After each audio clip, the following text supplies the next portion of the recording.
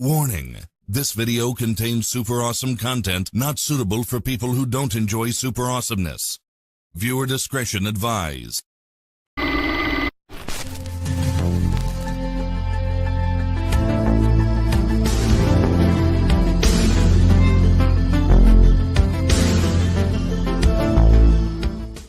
Welcome to Viewer's Choice. Your selection is about to begin.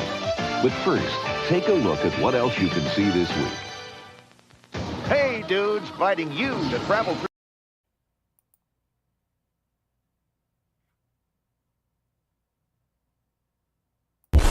Warning!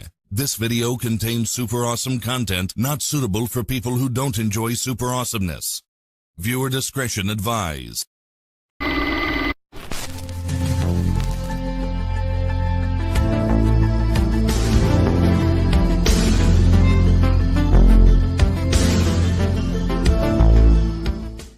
Welcome to Viewer's Choice. Your selection is about to begin. But first, take a look at what else you can see this week.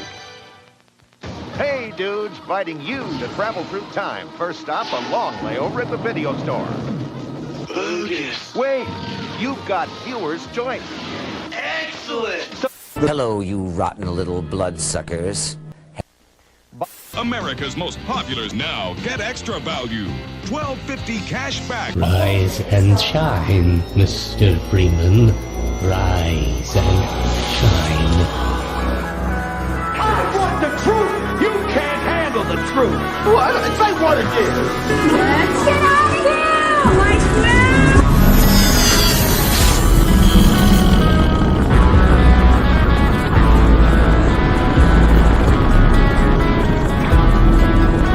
When life gives you lemons, don't make lemonade.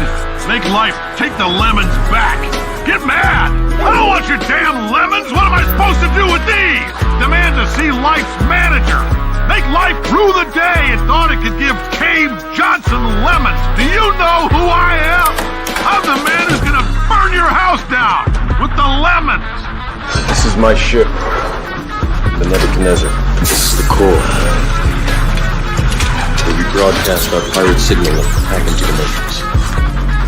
Welcome to the Nebuchadnezzar with your hosts, Anesto Morado, the double-headed coin, and your co-host, Pablo Morado, the Thunderbolt. Together, we are the Paramid Podcast.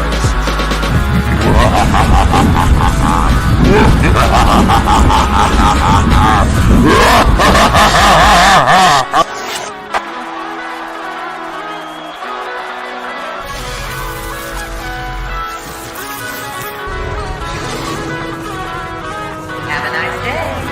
Thank you. The right man in the wrong place can make all the difference in the world.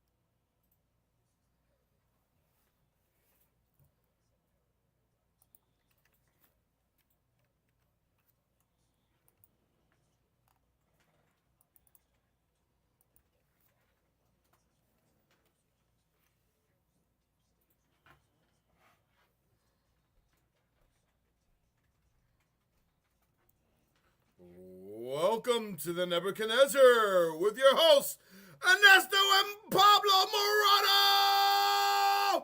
Welcome to the most amazing podcast on the internet. Tonight we're going into interesting UFO stories, what is going on around the world, what is Trump up to, and what did he do? Well, there's a lot to know, and there's a lot to unpack, but we have a very little time to do it in, and we got a lot of funny clips, a lot of interesting clips to go over. We thank all of you for showing up. This is the AM PM Paramid podcast, where we go into conspiracies, into current events, and into our favorite topic, the UFO topic. And boy, we have a lot of UFO news to get through as well. But let's go into...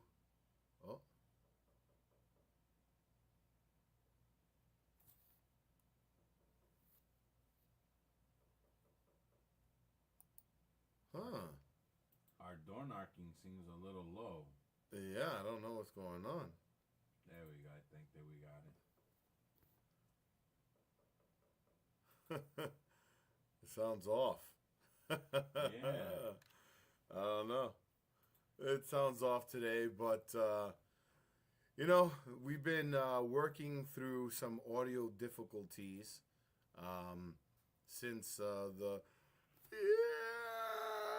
decided to mess with all the levels.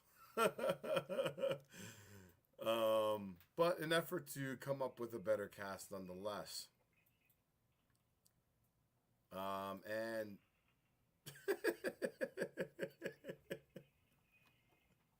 this is our life right here. This is all. Notice, what do you notice about our sound bites? It does come it's a little muffled. Well, besides the muffledness of the, it's not my audio levels.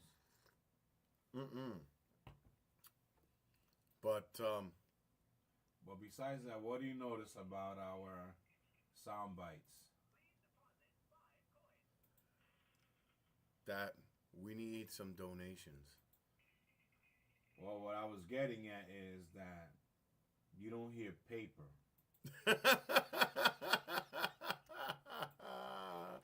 Well, I guess we were on the same vein because we need some donations. We need some funds, folks.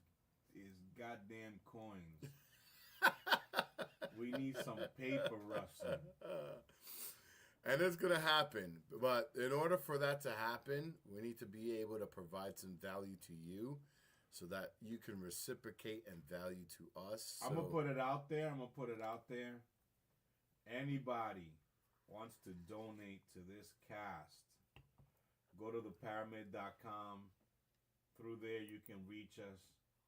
If you want to donate to this cast so that we can give you a better cast, we're thinking even about doing a GoFundMe page.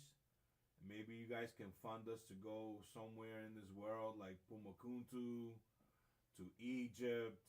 We'll do some live reporting from over there. We want to make this show more engaging, and we want to jailbreak from this studio and actually do some field work. So guys, if you want to really donate to your cast, you got some extra paper, because evidently this is not getting the job done.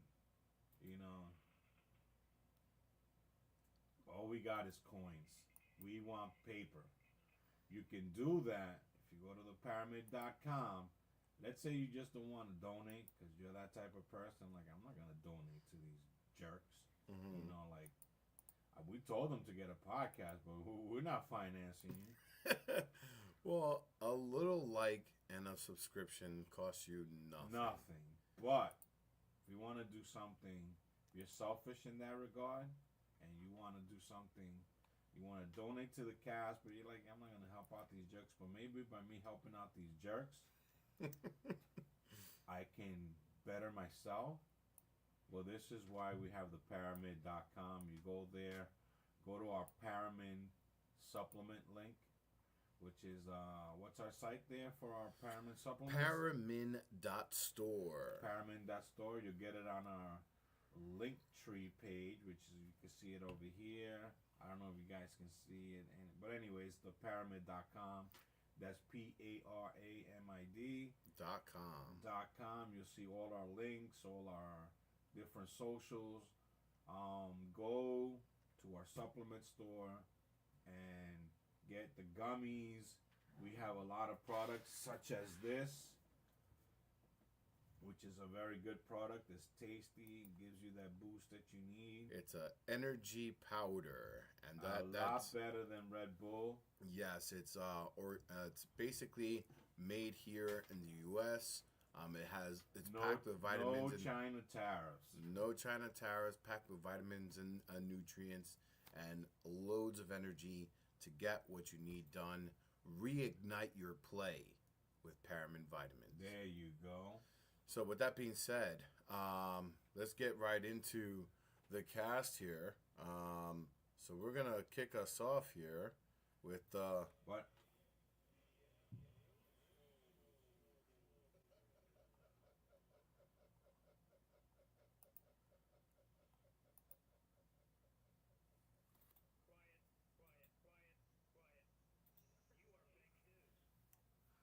We're not lying to you. You go to the Paramid.com,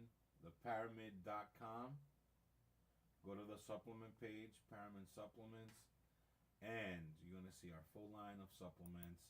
And believe me, once you try it, you won't go back. It's good for you, good for us. No, we're not. We're trying to... Dude. Oh, yeah? Oh, yeah? Let me show you. So I'm going to kick us off here with a clip, all right? So what is going on in this clip? Let's see.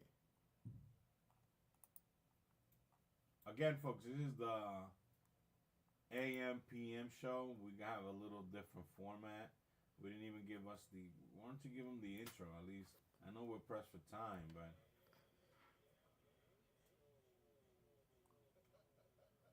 No, give them the... No, I got you. I got you. Welcome to the AM PM game show where Pablo and Anesto Morado attempt to determine what is going on in a video found online. Using only their ears and their third eye, the host will make a guess on what is going on. If the host gets guesses correctly, they receive $20,000 of a fiat currency that no longer exists. So what do you say, folks? Shall we play a game?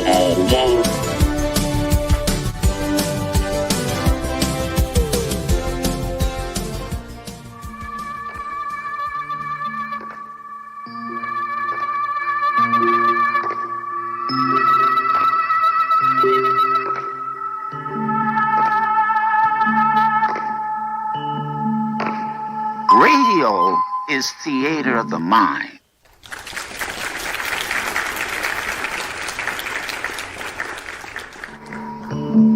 Radio is theater of the mind.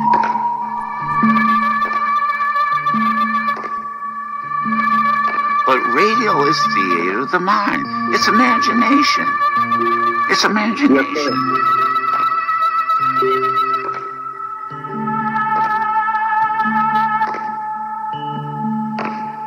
Radio is theater of the mind.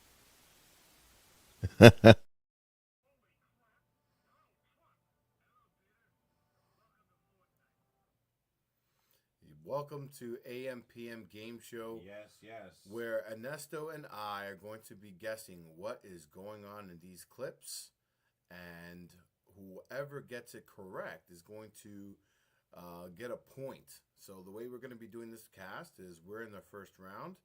Whoever gets the point gets to decide where do we go down, what topics do we go down.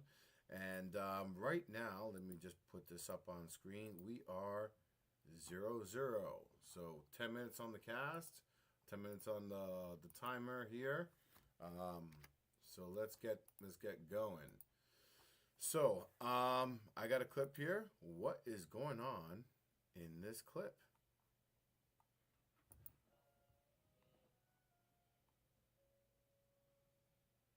Music one. All right. The music is not doing it well here, so I'll give you this one instead. All right, here we go. What is going on in this clip?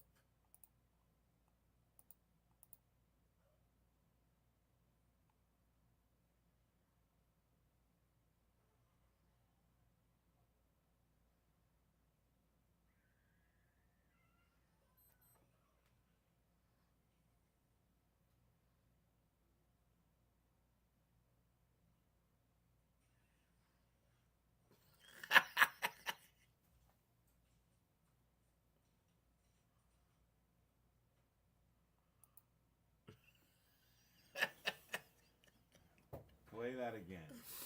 All right, one more time. What is going on in this clip?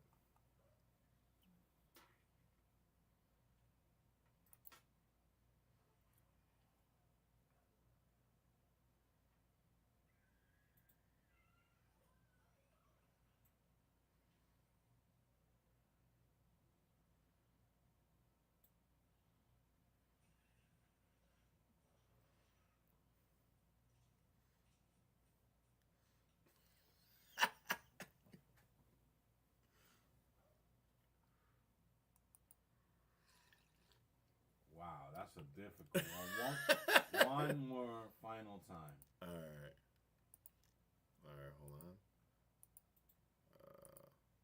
What happened here?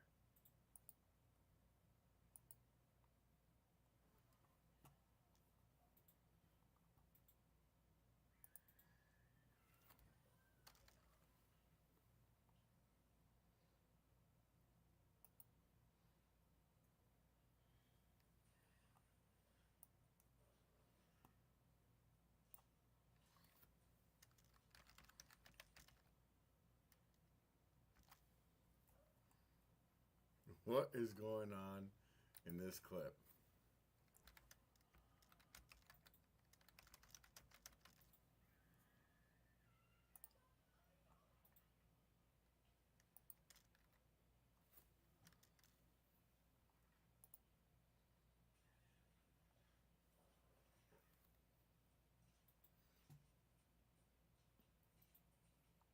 Any guesses?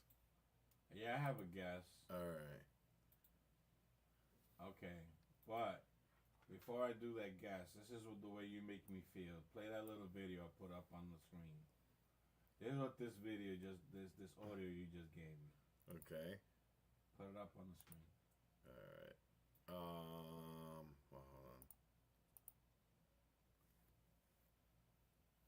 Let me see. This is how I feel after that clip you played. Wait, unmute it so I can hear it. Oh, I gotta go to my thing. All right, let's see. Unmute it. I'm getting there, kid.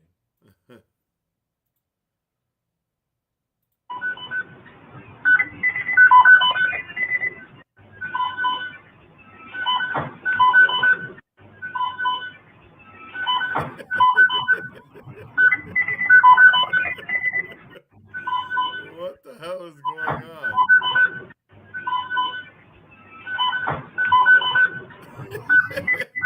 He's tweaking. He is tweaking.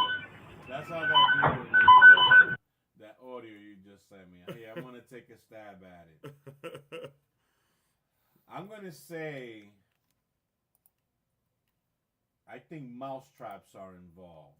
You think mouse traps are involved? Yeah, okay. like they somehow they threw themselves on a whole bunch of these old-fashioned mouse traps that snap.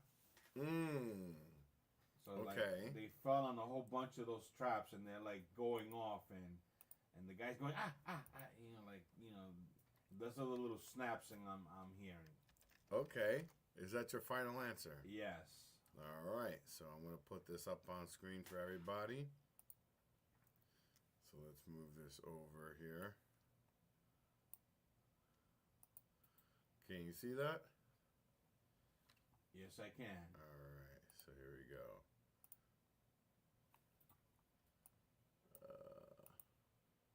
All right, here we go. Let's put it up on screen for the audience to see here. All right, let's see. That's what I heard. These snaps like going off like. Okay, so let's see what is going on in this clip.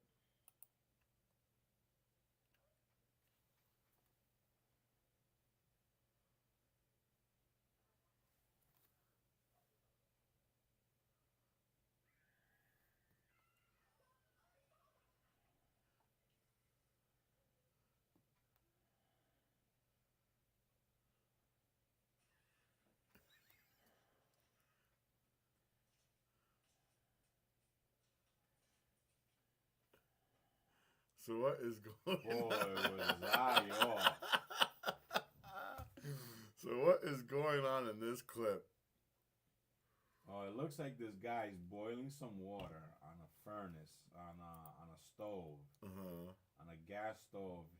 He doesn't know how to pick it up. His girl comes right behind him, grabs him by the waist, and he uses her hands to pick up the hot pot, which burns her hand, but he burns his as well. And then in retaliation, she throws the pot of hot water on him. Then she breaks a stick on his back.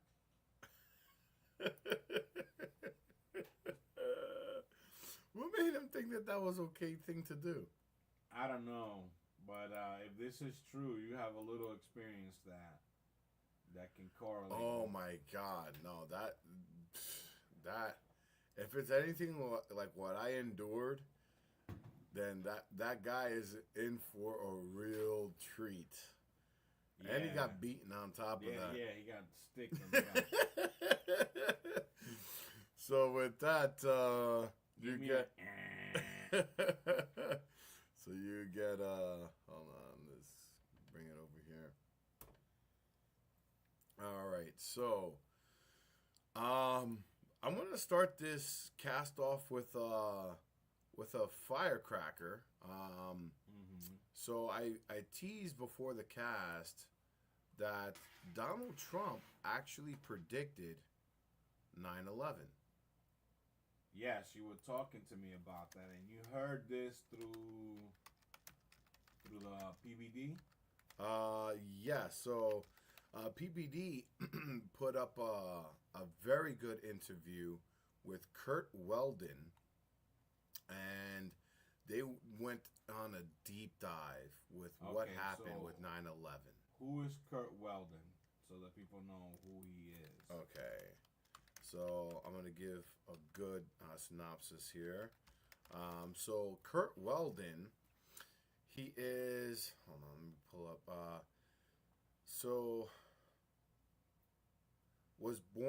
he's born in Marcus Hook, Pennsylvania, is an American educator, politician, and former Republican member of the United States House of Representatives, serving from 1987 to 2007 for Pennsylvania's 7th District. He was defeated in 2006 by Joe Seastack. Weldon grew up in a blue-collar family as the youngest of 9 children and was the first in his family to graduate college, earning a BA in Russian Studies from Westchester University in 1969. He also holds an associate's degree in fire science technology from Delaware County Community College and pursued graduate work in education. Before Congress, Weldon was a teacher in Delaware County schools, worked for the Insurance Company of North America, and served as a volunteer firefighter and fire chief at Viscose Fire Company. He was mayor of Marcus Hook from 1977 to 1982, nominated by both Republican and Democratic parties, and chaired the Delaware County Council. In Congress, he served as vice chair of Armed Services and Homeland Security Committees, co-chaired the Duma Congress Study Group for U.S.-Russia Relations, and founded Congressional Fire EMS Caucus, advocating for first responders.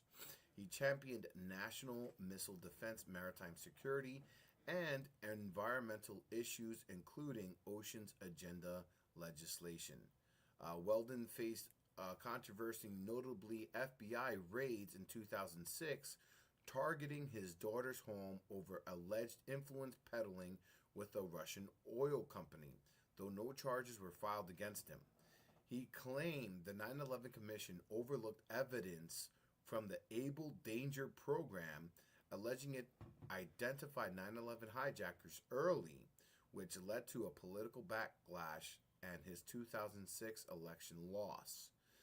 And he authored books like Awakening the Sleeping Giant, focusing on empowering firefighters, and remains active in the first responder advocacy through the National Fire Heritage Center and One World for Life. Weldon resides in Glen Mills, Pennsylvania with his wife, Mary, and has 5 children and 4 grandchildren. That is as best of a synopsis I've ever heard before. Okay, you said that he lost the election in 2006? Yeah, so as you heard, there was a FBI raid on his house, and in the interview discusses... What office was he going for again? He was in the Senate seat for... What state? Pennsylvania. Pennsylvania. Interesting. So he was going for a re-election in the Senate, and there was an FBI raid on his daughter's house, and it was just all smoke and mirrors. The only reason they even went into this or FBI raid is because of what he uncovered in the 9/11 Commission, because he was one of the people that was there during 9/11 and was fighting for the firefighters. After finding out what he uncovered, and basically he is saying that the CIA is actively covering up the fact that there was something called an Able Danger program, which Able Danger was basically an operation looking into the terrorists at that time. Okay. And he's saying that they specifically canned the program because of they didn't want for them to get this out. They were hiding stuff, right? So now he specifically mentioned that Donald Trump, so let me just put up Trump predicted 9/11, right? Mm-hmm. So so this is according to Grok, and let me put this up on screen. And from here. what you've told me, he wrote about this, right, in a book or something? Yes. So okay. I'm gonna put this up on screen so everyone can see. Okay. So Donald Trump has claimed he predicted the 9/11 attacks in his 2000 book, The America We Deserve. He wrote about the risk of major terrorist attack, stating, "I really am convinced we are in danger of the sort of terrorist attacks that will make the bombing of the 1993 Trade Center look like kids playing with firecrackers," and mentioned Osama bin Laden once as an example of a threat, criticizing the Clinton administration haphazard foreign policy. But I want to see. No, scroll up a little bit. It says over here, and stay right there. Well, fact checkers including. Yeah. You want to read that too. Fact checkers, including CBS News, factcheck.org, note that Trump did not specifically predict the 9/11 attacks or bin Laden's role, rather, nor did he urge specific action against him, contrary to his later claims. He said, of course CBS would say that. Nor did he urge specific action against him, contrary to his later claims that he said, you have to take him out. His reference to Bin Laden echoed existing concerns, as Bin Laden was already on the FBI's most wanted list for the 1998 U.S. embassy bombings and was tracked by the CIA since 1996. Trump also speculated an attack might involve miniaturized weapons like nuclear devices or anthrax. Not hijacked planes. Not hijacked planes. But so are they saying that he really did say that the next terrorist attack will make the World Trade Center bombing of 1992 it was, right? So I want to hear the actual reading from his book or quote. Okay, so one day, this is his actual quote. This is Donald Trump here. One day, we're told that a shadowy figure with no fixed address named Osama bin Laden is public enemy number 1, and U.S. jet fighters lay waste to his camp in Afghanistan. He escapes back under some rock, and a few news cycles later, it's on to a new enemy and a new crisis. I don't want to minimize the threat from terrorism, but I am really convinced that we are in danger of the sort of terrorist attacks that will make the bombing of the Trade Center look like kids playing firecrackers. No sensible analyst rejects this possibility, and plenty of them, like me, are not wondering if, but when will it happen? Well, my mother says a little saying all the time. Más claro de ahí no canta un gallo. Wow. Didn't he predict it exactly the way it went down? And this book came out in 2000. The translation of Más claro de ahí no canta un gallo means more clear than that, a rooster can't crow. Or you cannot crow any. The rooster cannot crow any clearer than that. Más claro de ahí no canta un gallo. So, if CBS doesn't want to acknowledge that he wasn't 100% on his prediction, but then again, who is? But he named Osama bin Laden. He named that he would be public enemy number 1, which he was. And then a few news cycles later, they were on to another enemy, who was Saddam Hussein. Right? Correct. Wow.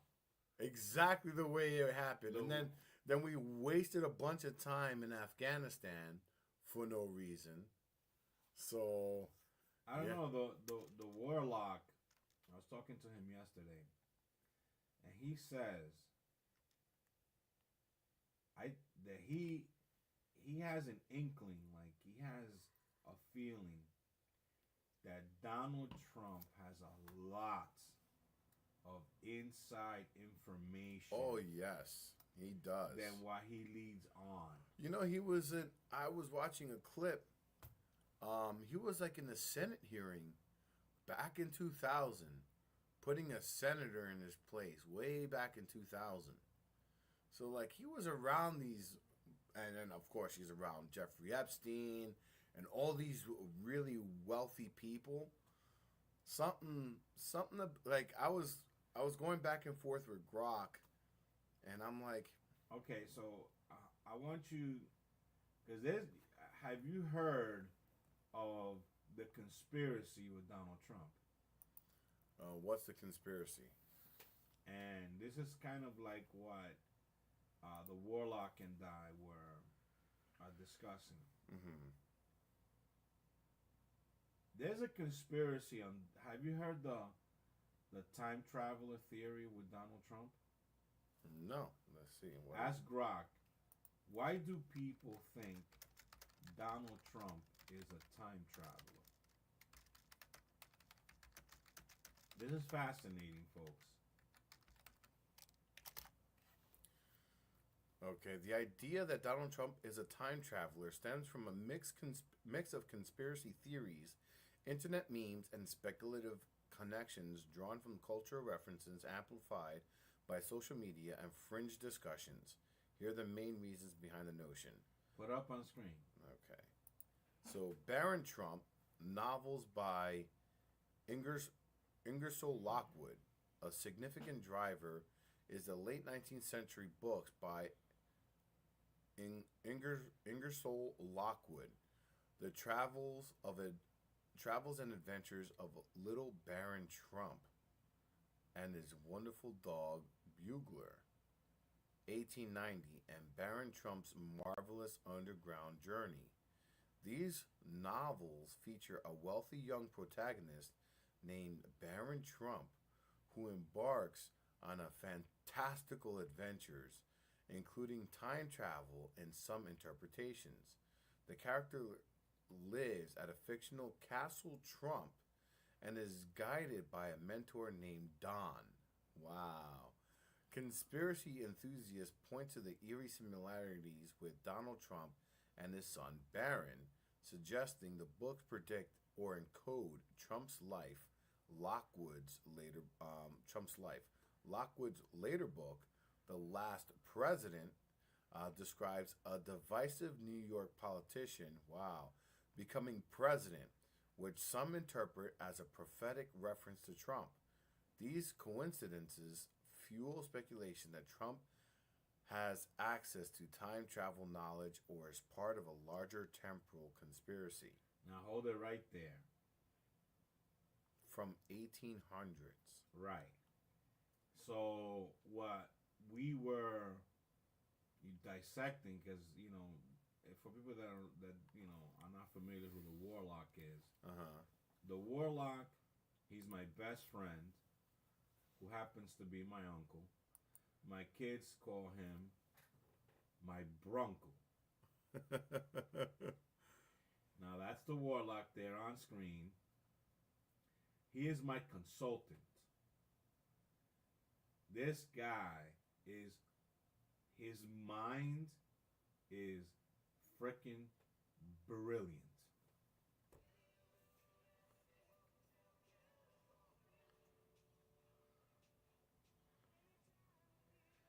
Yes. The Warlock is speculating that the reason that he has so much inside action, such as knowing about 9/11 and all this stuff, because maybe Nikola Tesla has something to do with it. Being that Donald Trump's uncle was John Trump, right? Who confiscated all of Nikola Tesla's technology from the hotel where he died from. So there is some speculation that this energy tower, I forget what you call this towers that he made out in Long Island, this free energy towers, I forget the name of what he called these capacitors or whatever it was. There is speculation that, and it alludes to that in a movie. I forget the name of the movie, and the movie stars Christian Bale, and I forget the Wardenclyffe Tower. Okay. Or the Tesla Tower. The Tesla Towers. Now there's a movie out there which depicts a character who is not I think Christian Bale plays his antagonist, or Christian Bale plays the character of a Tesla-like person. And in this movie, what's happening is every time he turns on those towers, whatever's caught up in the vicinity, it teleports. So in one of the scenes of this movie, and I forget the name of this movie. Is that The Prestige or something? The Prestige. Okay. In The Prestige, later on, as you go through the movie, you see that all these hats were teleported. Oh, Wow. Yeah. Just like that. 15 minutes gone by.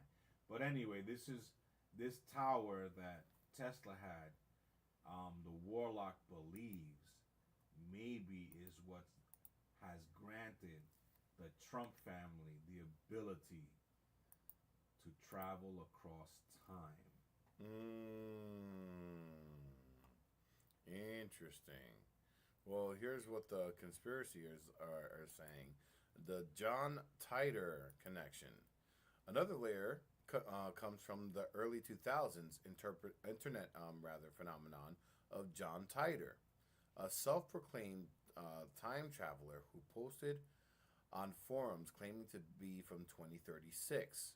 Titor allegedly mentioned a future where a figure resembling Trump restores order after a chaotic period, including a second civil war starting around 2004 to 2005.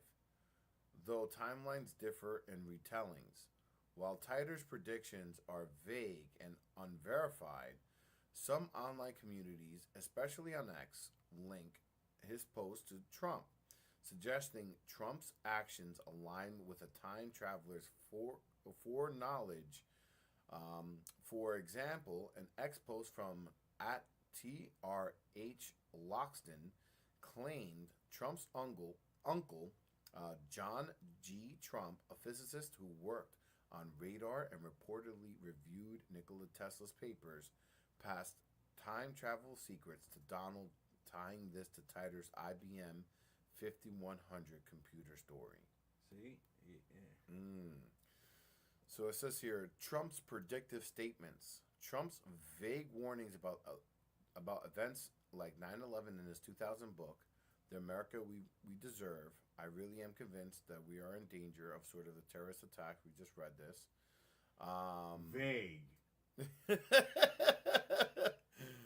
Are cited as evidence of So when I was standing on top of the World Trade Center on my 10th anniversary, and I told my wife, wow, these towers are going down someday.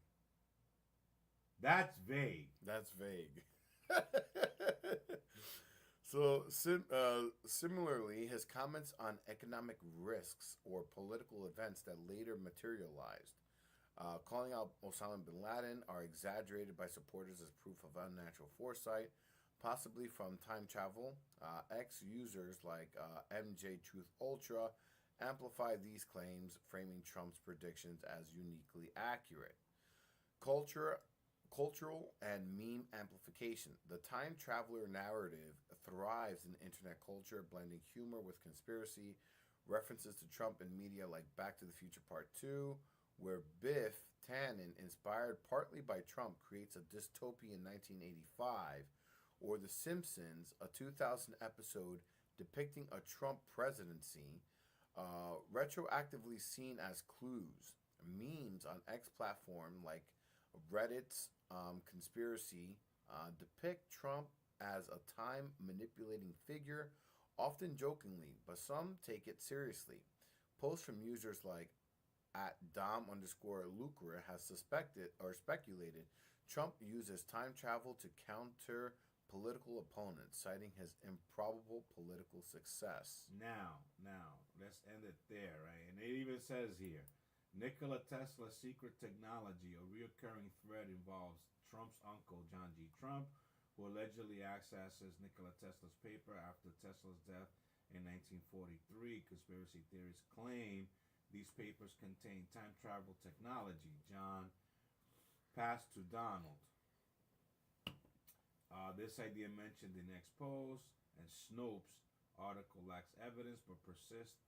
Fringe circles trying tying Trump to sci-fi-like narratives. Okay, so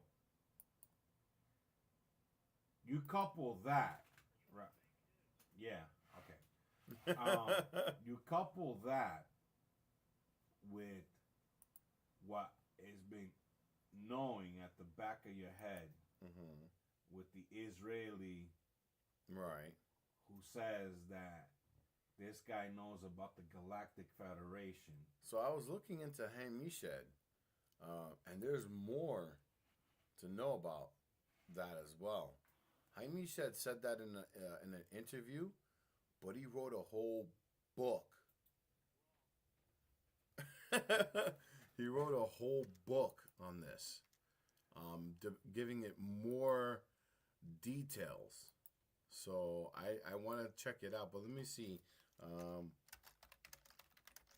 Well, let's not get too stuck in the weeds because I want to get into this PVD. Yeah, for sure. You really intrigued me, and I've been listening to. I've been too involved in the political crap. And I have skipped some PVD podcasts. Okay. But I don't know where I heard this. Before you Google anything else,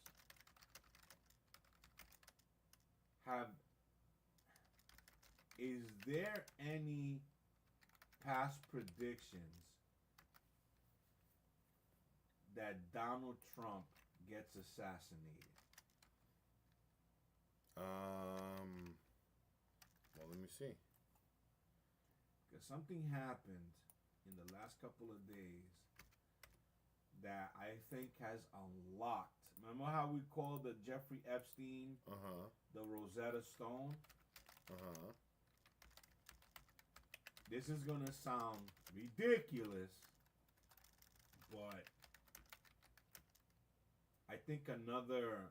Remember how we say that this is like the cube in that movie with Pinhead?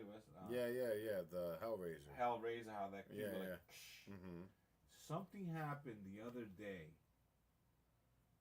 that I think, at least in my mind, has unlocked. Okay. Something. First, find out, has there been any predictions on Donald Trump's assassination? I just want to see what Grok says.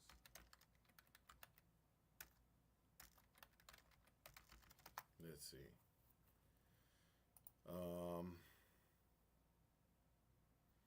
There have been no credible or official predictions about an assassination of Donald Trump. Speculating or on promoting content about the assassination of public figure or past or present is both dangerous and irresponsible. Blah blah blah.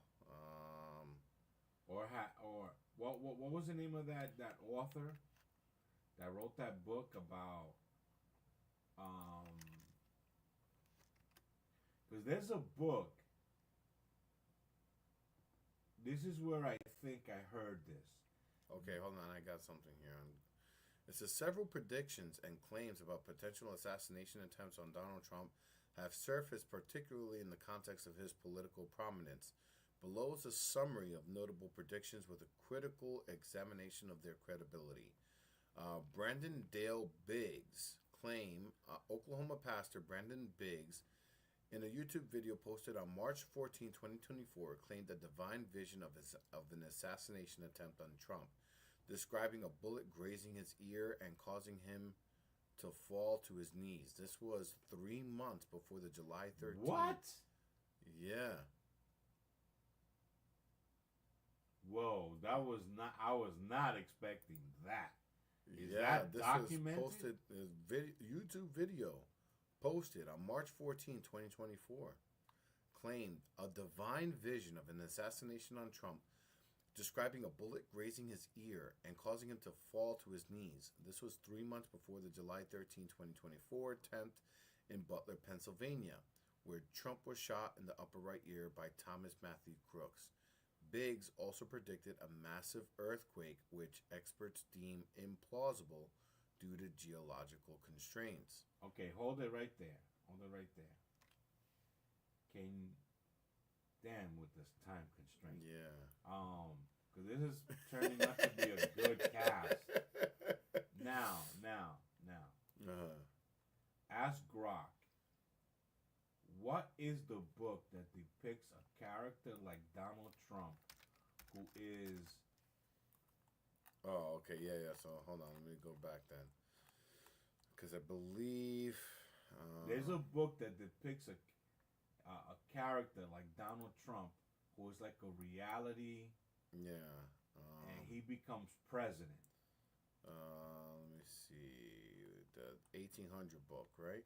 No, this is, well, it might be, but there's just re-ask Grok. It'll save you time. Ingersoll Lockwood. I don't think that's the Travels and Adventures of Little Baron Trump. That's not it. Okay. Ask, what is the book that depicts a character like Donald Trump becoming president? You know what? We're in a new day and age, right? So let me see something here. I think. Hold on. All right. Unfortunately, no, I can't. So what is the book that depicts a person, a reality TV show? A character like Donald Trump becoming president.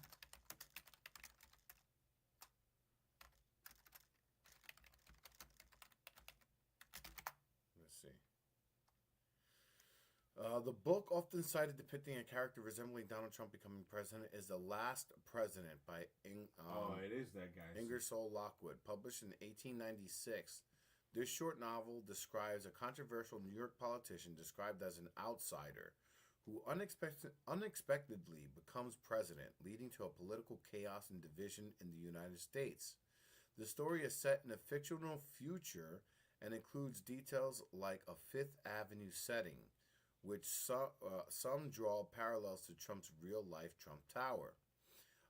The book gained attention due to its eerie coincidences with Trump in 2016 presidency, especially when paired with Lockwood's earlier works, The Traveler and Adventures with Little Baron Trump, and Baron Trump's Marvelous Underground Journey, which feature a character named Baron Trump, conspiracy theorist. We read that. Keep scrolling down. However, the depiction in The Last President is vague and satirical, reflecting a Gilded Age anxieties about populism and urban elites, not a specific prophecy of Trump.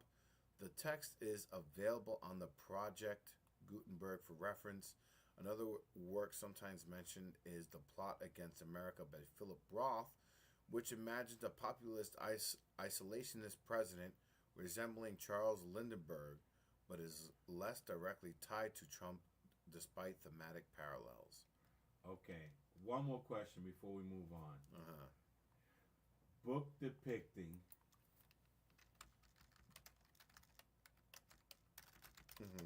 a popular celebrity like Donald Trump becoming president.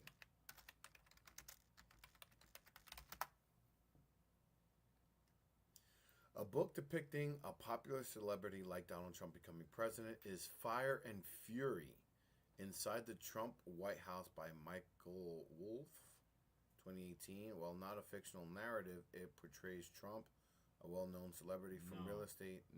Okay, for fictional depiction, Primary Colors by Joe Klein, 1996, published anonymously at first, comes close. Though inspired by Bill Clinton, it features a charismatic, larger-than-life Southern governor, Jack Stanton, with a celebrity-like persona navigating a presidential campaign. Stanton's charm, media presence, and personal controversies echo public image of a figure like Trump, though the context differs. Okay, it says no fictional work explicitly names a Trump-like celebrity becoming president, but The Last President by Ingersoll Lockwood, mentioned previously, portrays a divisive New York outsider winning the presidency, which retroactively likened to Trump's celebrity-driven rise. Its satirical tone and vague parallels loosely fit the mold, though it lacks modern celebrity angle. The book's text, available on Project Gutenberg, fuels speculation on X about prophetic connections to Trump, but it's more about the Gilded Age populism than a literal celebrity. But now, just really quick, but there's a book. I don't know if it's this book. supposedly Donald Trump has read. It was one of Trump's favorite books. And it says that this popular celebrity becomes president. Now, what I want to know is, in that book, does the president get assassinated?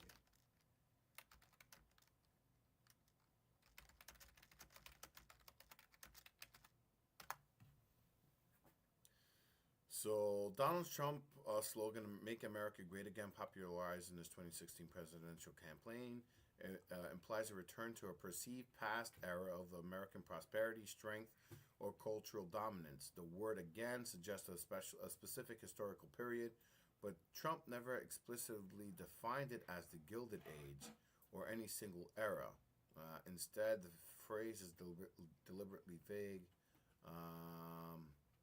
Because I heard that he puts the Gilded Age as one of the time period of when America was great before. So it says Trump's focus on tariffs, deregulation, and the energy independence echoes Reagan-era policies more than Gilded Age. Okay, so maybe I could have been wrong. But yeah, this is a very interesting topic, and just to kind of like put a button on this, because we've gotten a little bit down the weeds with Donald Trump here. So I've been asking. Okay, hold on. The 1935 novel that predicts the rise of Donald Trump. Sinclair Lewis, It Can't Happen Here features an anti-hero who whips up supporting among angry voters on the back of firebrand. Okay, you want the name of the Sinclair Lewis? The claim that Sinclair Lewis predicted the rise of Donald Trump often points to his 1935 novel "It Can't Happen Here," which depicts a populist demagogue, Burgess Buzz Windrip, rising to power in the United States. Some draw parallels between Windrip and Trump due to their shared characteristics as a charismatic, anti-establishment figures who appeal to public discontent. Below is an analysis of the claim, its context, and its relevance. It Can't Happen Here and the Trump connection. Plot summary. It Can't Happen Here. Buzz Windrip, a folksy, bombastic senator, campaigned for president in 1936, promising economic prosperity, nationalism, and a return to a traditional American values. He defeats Franklin D. Roosevelt by exploiting economic fears during the Great Depression, using media-savvy, simplistic slogans, and anti-elite rhetoric. Once elected, Windrip establishes a fascist regime, curtails civil liberties, and creates a paramilitary force, leading to an authoritarian rule. This novel, written as a cautionary tale, responds to the rise of European fascism and Huey Long's populist movement in the United States. Parallels to Trump, a populist appeal, Windrip's campaign thrives on a distrust of elites, much like Trump's 2016 and 2020 campaigns, which railed against the swamp and media. So here's something funny. So Trump's appeal is the distrust of the elite people, but he is one of the elite people. Okay. Put it up on screen, because I want you to do something before we move on. I'm going somewhere with this. I was just gonna say, like, what I was like discussing with Grok separately was what I was thinking that Donald Trump might be like Dexter, where Dexter's a serial killer. There's a lot of times where they're looking for the serial killer and they're looking for Dexter, and he's deliberately veering them in different directions. Mm-hmm. And I feel like that could be Donald Trump. It could be he's the center of the swamp. He is the swamp. He's from the swamp, right? And he's all integrated with all the people of the swamp, the Jeffrey Epsteins, all these people, these rich billionaires. He's even connected with MBS, He's even connected with all these people, right?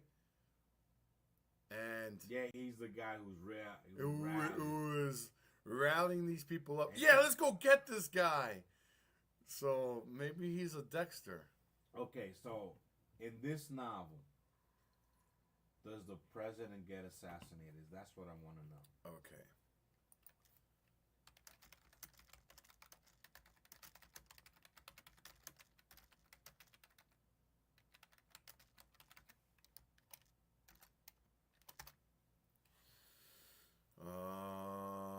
Does not get assassinated, no.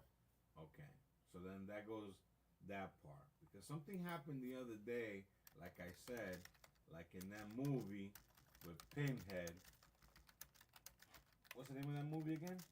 Hellraiser? Hellraiser. Did you hear what James Comey did 2 days ago? No. What did he do? Okay. You can ask Rock. He looks like he knows everything else. Okay.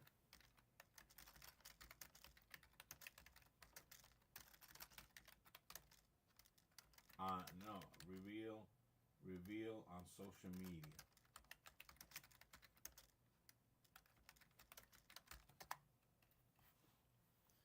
All right. Let's see here. 2 days ago, May 14th, former FBI Director James Comey posted an Instagram photo of seashells arranged on a beach to form the numbers 8647. Stop. Get that image. Okay. Okay, hold on.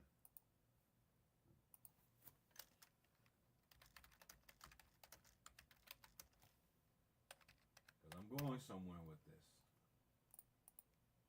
Okay.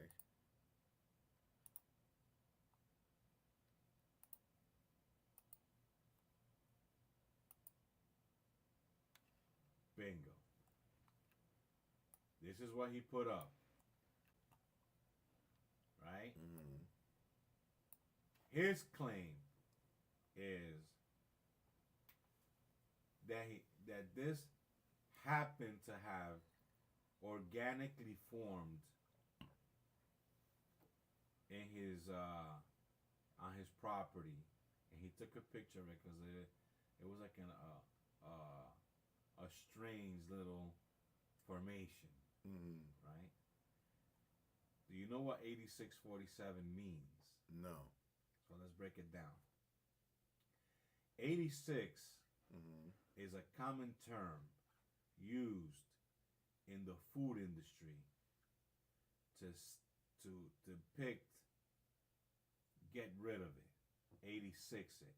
Okay. It also is, as a matter of fact, as Grok, what does the term 86 mean? Okay, so it says 8647 captured a cool shell formation on my beach walk. This post sparked significant controversy, say, as many Trump administration officials... Don't read that because you're getting rid of my...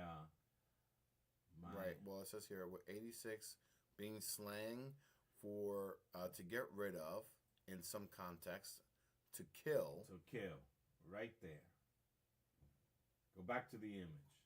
Okay. It's also a common term in code in the military. To kill, to get rid. To 86 them. To 86 them. Okay. Happens to be that it says 8647. The 47th president. Huh. So he puts this up, and to me, is a bat signal. It's time to get rid of him. Interesting. So, now, if you go either to YouTube and you put in Tulsi Gabbard and her response to James Comey's post, you're going to see this woman is living.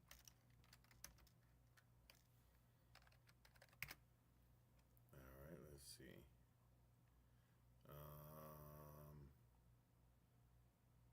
Let's see. this might be a good one.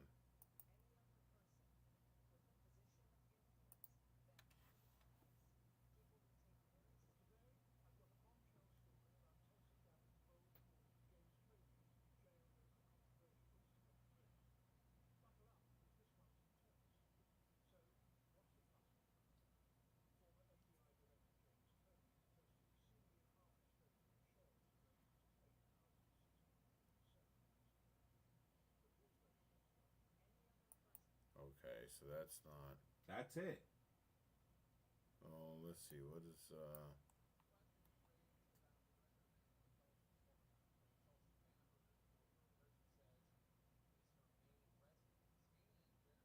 No, that's this not is it. This is not it at all. Well, must be it.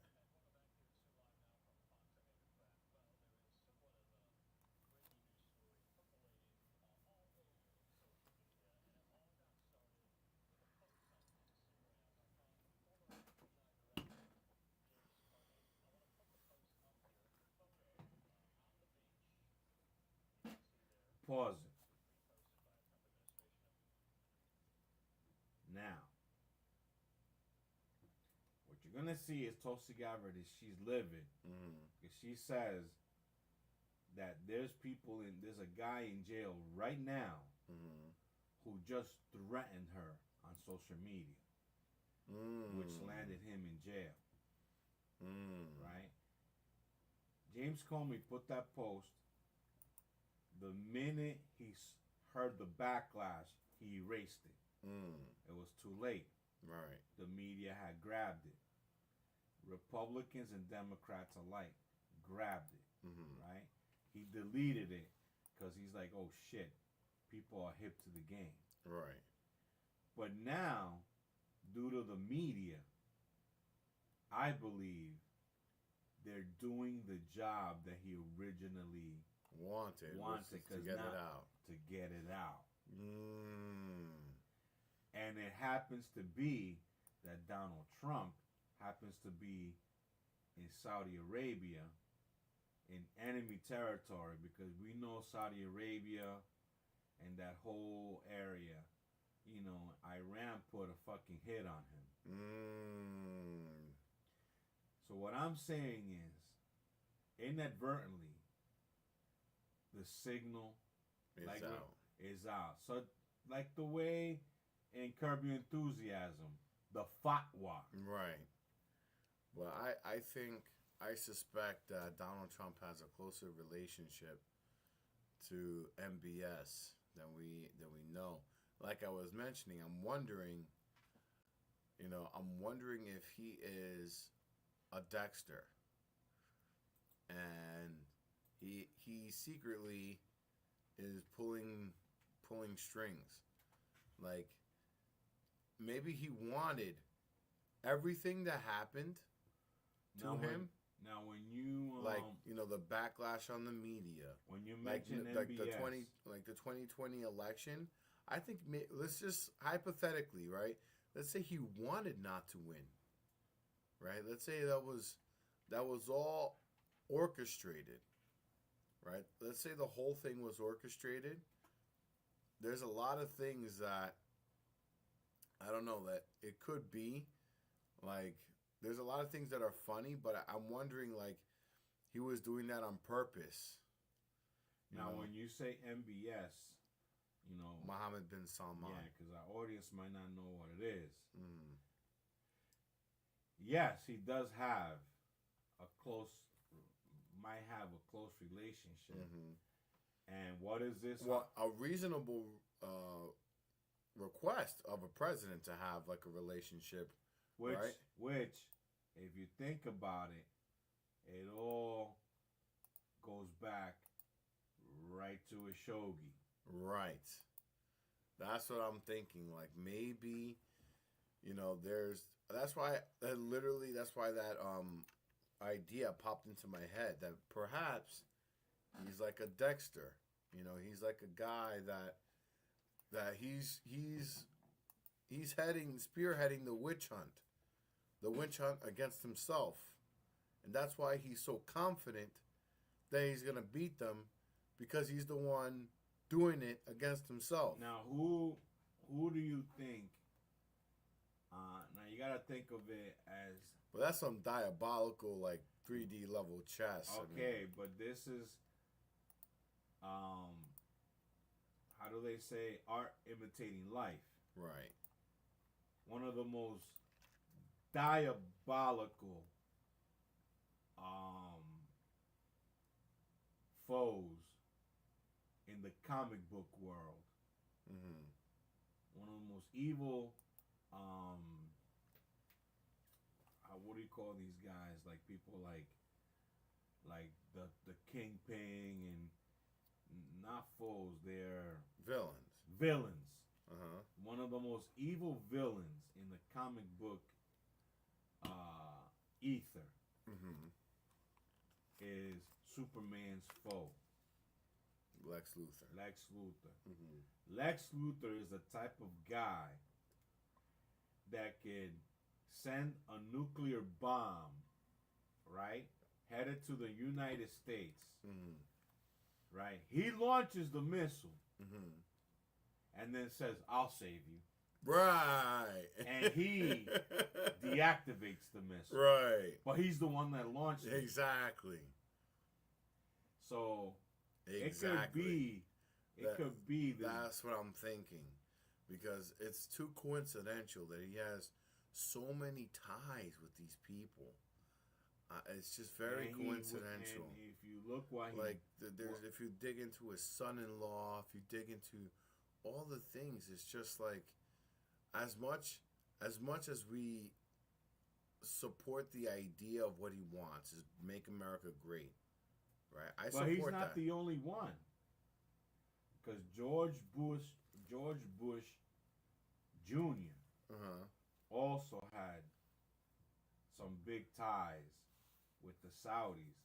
Before 9/11, where was George Bush? He was rubbing elbows with the Saudis.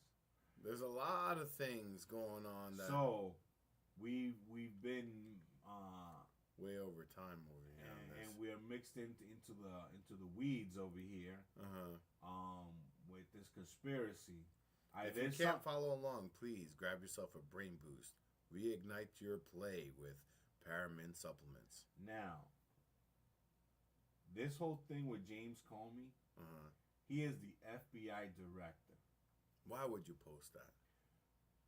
He's not. Even if it's a strange formation, dude. Yeah, that's like a tornado going through a junkyard and be like, "Mira eso." The tornado made a Tesla. Let me post this. This happened.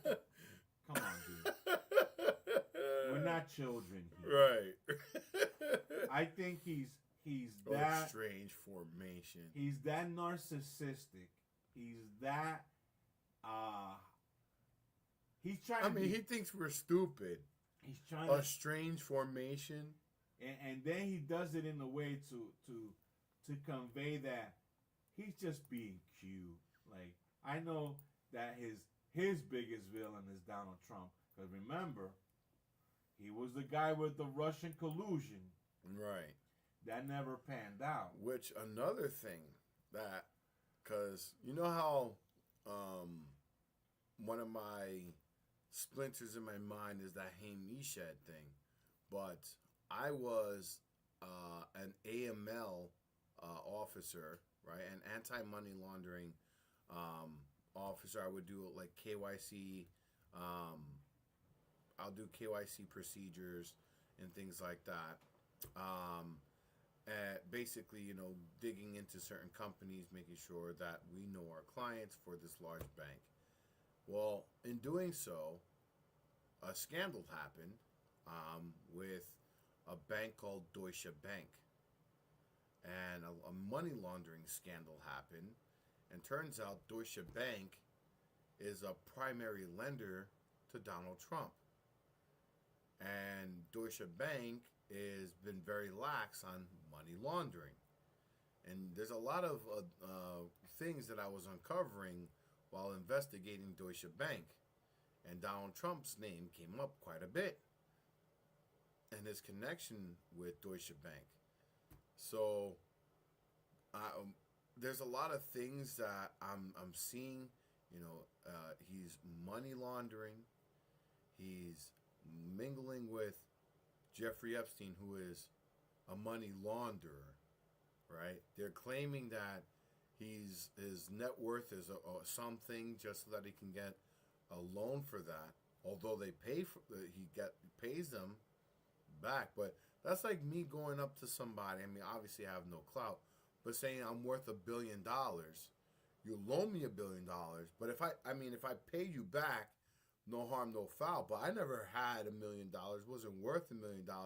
How can you loan me $1 million? Well, it's like you stated before in an earlier podcast where there's a common practice in the financial game. But again, we're getting into the weeds. I want to get to this PBD before we go to the next. All right, so AM PM, and we're gonna have to call it a day. Oh wow, really? It's 11 already. So wow, that's crazy. All right. It's amazing how time flies in this podcast. We're already an hour in. All right, so.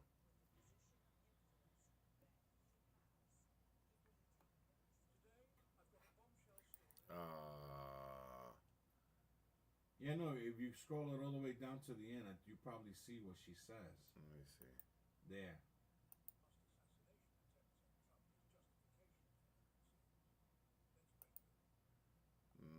That's a voiceover. I wanted to hear her say it. What is this on Fox? I can get it for you if you want. Who is that guy? I don't know who's the guy talking, but I could definitely get you. Tulsi. Let me see. Yeah, here we go. I got it.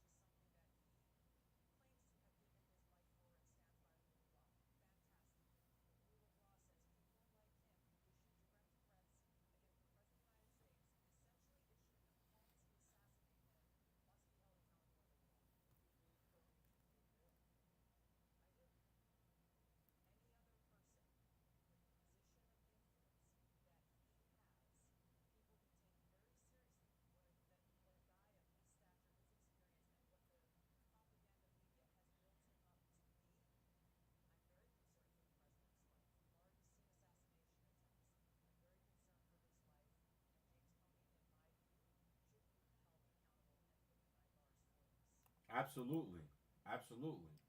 Now, can you imagine, just by sheer coincidence, he puts this thing up, and somebody takes a swipe at Donald Trump? Coincidentally? Oh coincidentally. But so, like, one of the things that was the reason I brought me to the Dexter theory is Revelations, right? The false prophet, right? And I feel like, the way even we fell for it, even we liked him, right? So even though we knew about his past, we knew who he was associated with, you knew he was a slime ball, but we're like, he's our slime ball, right? He's doing it because he's, he's actually doing a lot of stuff that benefit us because it benefits him. Let's put it, frank. But What benefits him trickles down to us. That trip he did to Saudi Arabia, he was able to secure trillions of dollars for America. And, you know, he I mean, Qatar even gave him an airplane, for Christ's sake. Right. So yeah, there's a lot of things with that, but with Revelation, because one of the things I just want to give a teaser, because you bring up Revelations. Well, I just wanted to say, like, false prophets, right? They say that, you know, prophets perform miracles, and there's a tie with his assassination attempt on how that was a miracle, you know, because he didn't get killed. You know, so they're saying that there's some ties there. I don't know. And it's coincidental that, what was it, a pastor 2-3 months before had a revelation. Right, that was going to happen. Now, for people that don't know about Revelation and the Antichrist, what does the Antichrist bring before he shows his claws? That's a great question. I'll tell you. Well, let me ask what Grok says. All right, I'll tell you before you even say the Grok. The Antichrist brings world peace. Ah, yes. Yes, that's right. He brings world peace. Now, I'm going to give you a teaser for the next cast. A teaser, an idea, and a prediction. Now, I will not take credit for this, because this prediction, it wasn't a prediction, it was an idea that he wants to present to Donald Trump. And when I heard this, I said, Warlock, your mind, I envy your mind, because if Donald Trump does this, he will etch his name in stone for the next millennium. We will remember him for centuries if he's able to capitalize on your idea. But at the same time, Donald Trump capitalizes on the Warlock's idea and locks his legacy for thousands of years. It could also bring the Antichrist. And if he capitalizes on the Warlock's idea, it could be that Donald Trump is the Antichrist. Now, what that idea is, I'm going to put it out there for people that are watching this show. What could this idea be that the Warlock is hatching? And he's going to do it. He's going to write Mr. Trump a letter on this idea. And it's a fabulous idea. It's something that the planet would just, it'll be jubilee. Wow, really? It's a teaser. In the next podcast, I'm going to tell you what the idea is, because I'm going to give the idea to Grok so that Grok can construct a synopsis of what the Warlock is thinking. It's a good thing, but it does has a downfall.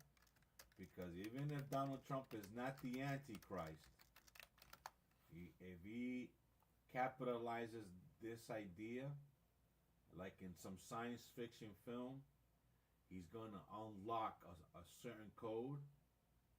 And he's like in my book, The Raven Queen, he will become the Antichrist. This is like Shazam. Once he says Shazam, boom, he becomes Shazam. It's a teaser for the next cast. So with that said, with constraint for time, I want to get in my AM PM show. All right. So, this is round 2. Round 2. Round 2. All right, here we go. All right, so if you go to the Trello, you're going to take... Oh, I don't even have to tell you because I got to play it. Yeah. I'm ahead of myself. You ready? Yeah, I'm ready. All right.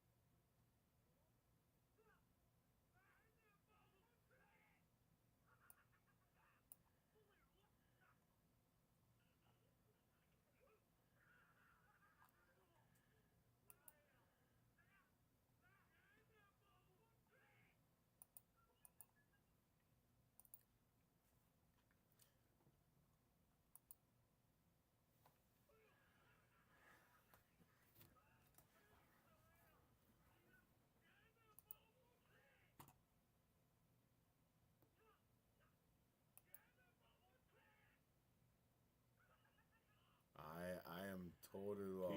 It's coming. It's coming.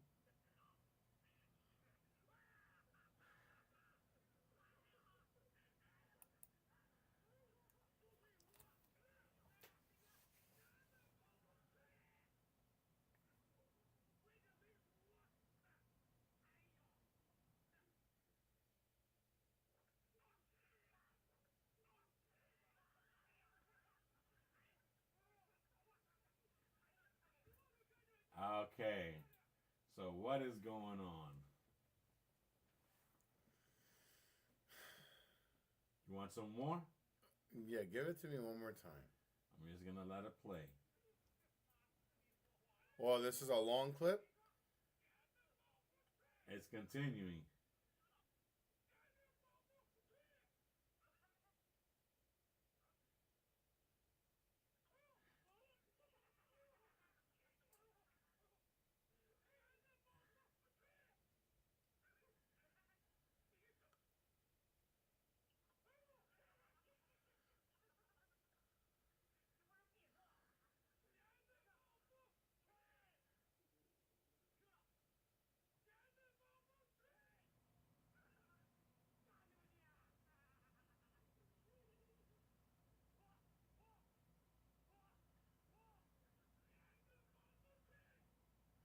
All right, so I think I got... Hold on.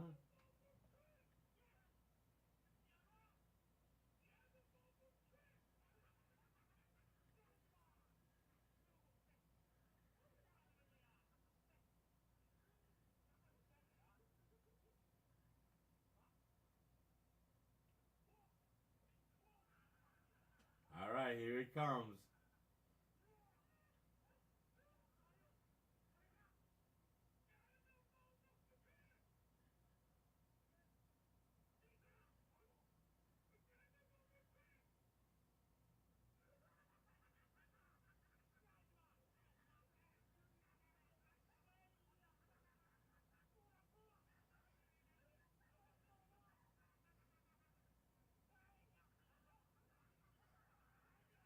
All right. I gave you a nice long, what do you think it is? So, I mean, my mind's eye is only thinking of like rock, paper, scissors. There's like some kind of rock, paper, scissors. Winner is getting closer to like, or the loser rather is getting closer to something that I'm visioning like an insect, a spider, some kind of like thing that nobody wants to be around. Your pineal gland is really working. Oh man. Yeah, is that your final answer? That's my final answer. Okay, you're gonna be surprised because your pineal gland is on point. If you go to the Trello, is The mud plunge. The mud plunge. All right. Oh boy, that already sounds awful. All right, here we go. Okay. So let's see here. Okay. Why don't I hear it? You gotta scroll down to get to the mic. Oh, where's the mic on your sound? Or is it on top? No. It should play it, right? I don't hear any sound. There should be a little microphone. A little head mute button. A little mute button. I don't see no mute button here. I had it on mine. Oh yeah, here we go.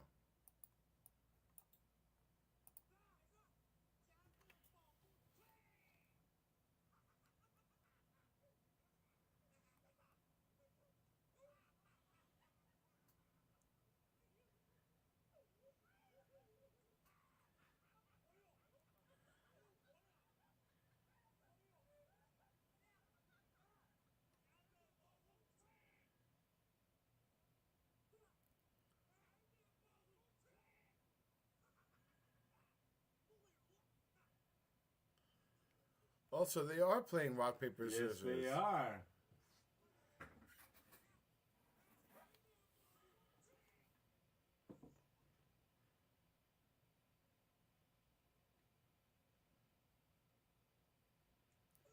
So for those that are listening, they're like held by ropes.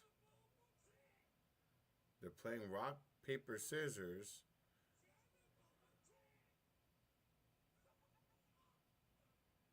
And the winner, or rather the loser, gets one of their lines clipped. And he almost fell into the mud.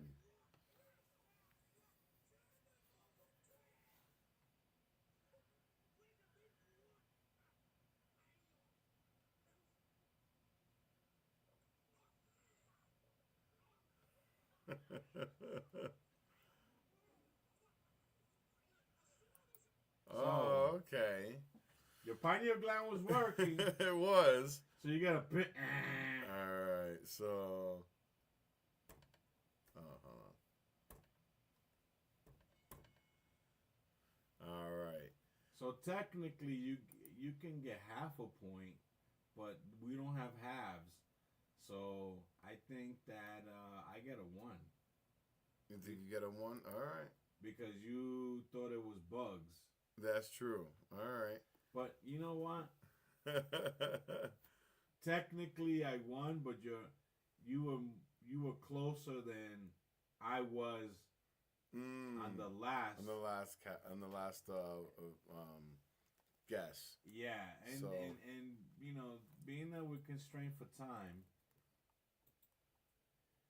and we gotta like move on. Wow, it's already 11:19. Let's see. Wow, we just. Oh, but wait. Before you play your clip, you did want to just hear that, see that clip from. Yeah, no, we're gonna bypass that. Okay. Because even if you win or I win, I wanted to hear the clip anyway. Okay. So it's kind of like that's why I want to play this. This is not a guess. This is just a video. Okay. And I'm trying to like. Okay. Mm-hmm. Damn, what should... This is under what the WTF. Okay. I got a whole section on that. These are those little clips, but I think I'm gonna play you this one because... And it's funny, like the way this cast is unfolded. We had things that we were thinking about beforehand, but it just took a different direction than what we anticipated. But that's the beauty of podcasting, folks. It looks like we got some comments here in languages I cannot read, but unfortunately. But we had some engagement for those folks that are making predictions. Remember, if you can predict who wins the podcast, then you can get a free gift from one of us. So get your guesses now because the podcast is closing. You ready? Yeah. I'm going to share my screen. All right. Let's see. This thing just... Jeez, I got so many things open here. And remember, fight the brain fog with our brain boost. Find it at Paramid. Paramin. That's Paramin. You can see it right here on this wonderful bottle that I got entirely for free by purchasing one of the energy powders. So Paramin.store or go to Paramid.com to get yourself a brain boost. You ready? Reignite your play with Paramid supplements. Yeah, I'm ready. All right, so here we go. I'm sharing my screen. No. What you just clicked on? Let me see that. Bro, let me. I'm going to replay it. Oh, no. What did I do? Oh, you exited out. Jesus H. Christ. No worries, no worries. Am I back in? Yes, you are. Okay, here we go. All right, so share your screen. It's just like.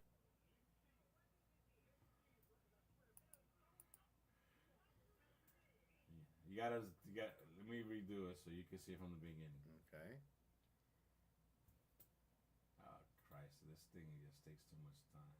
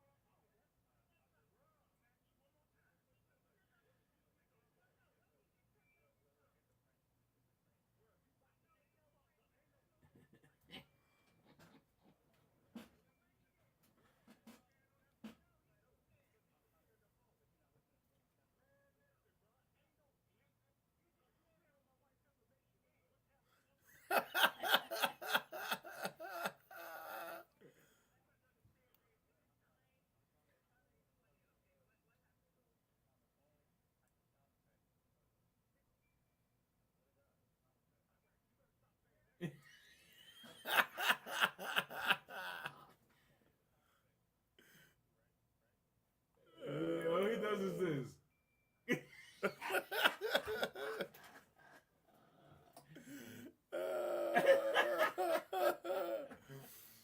All right, bet. Yo, technology, huh? The power of technology. He just What did you just do? What the hell did you just do? Nothing. No.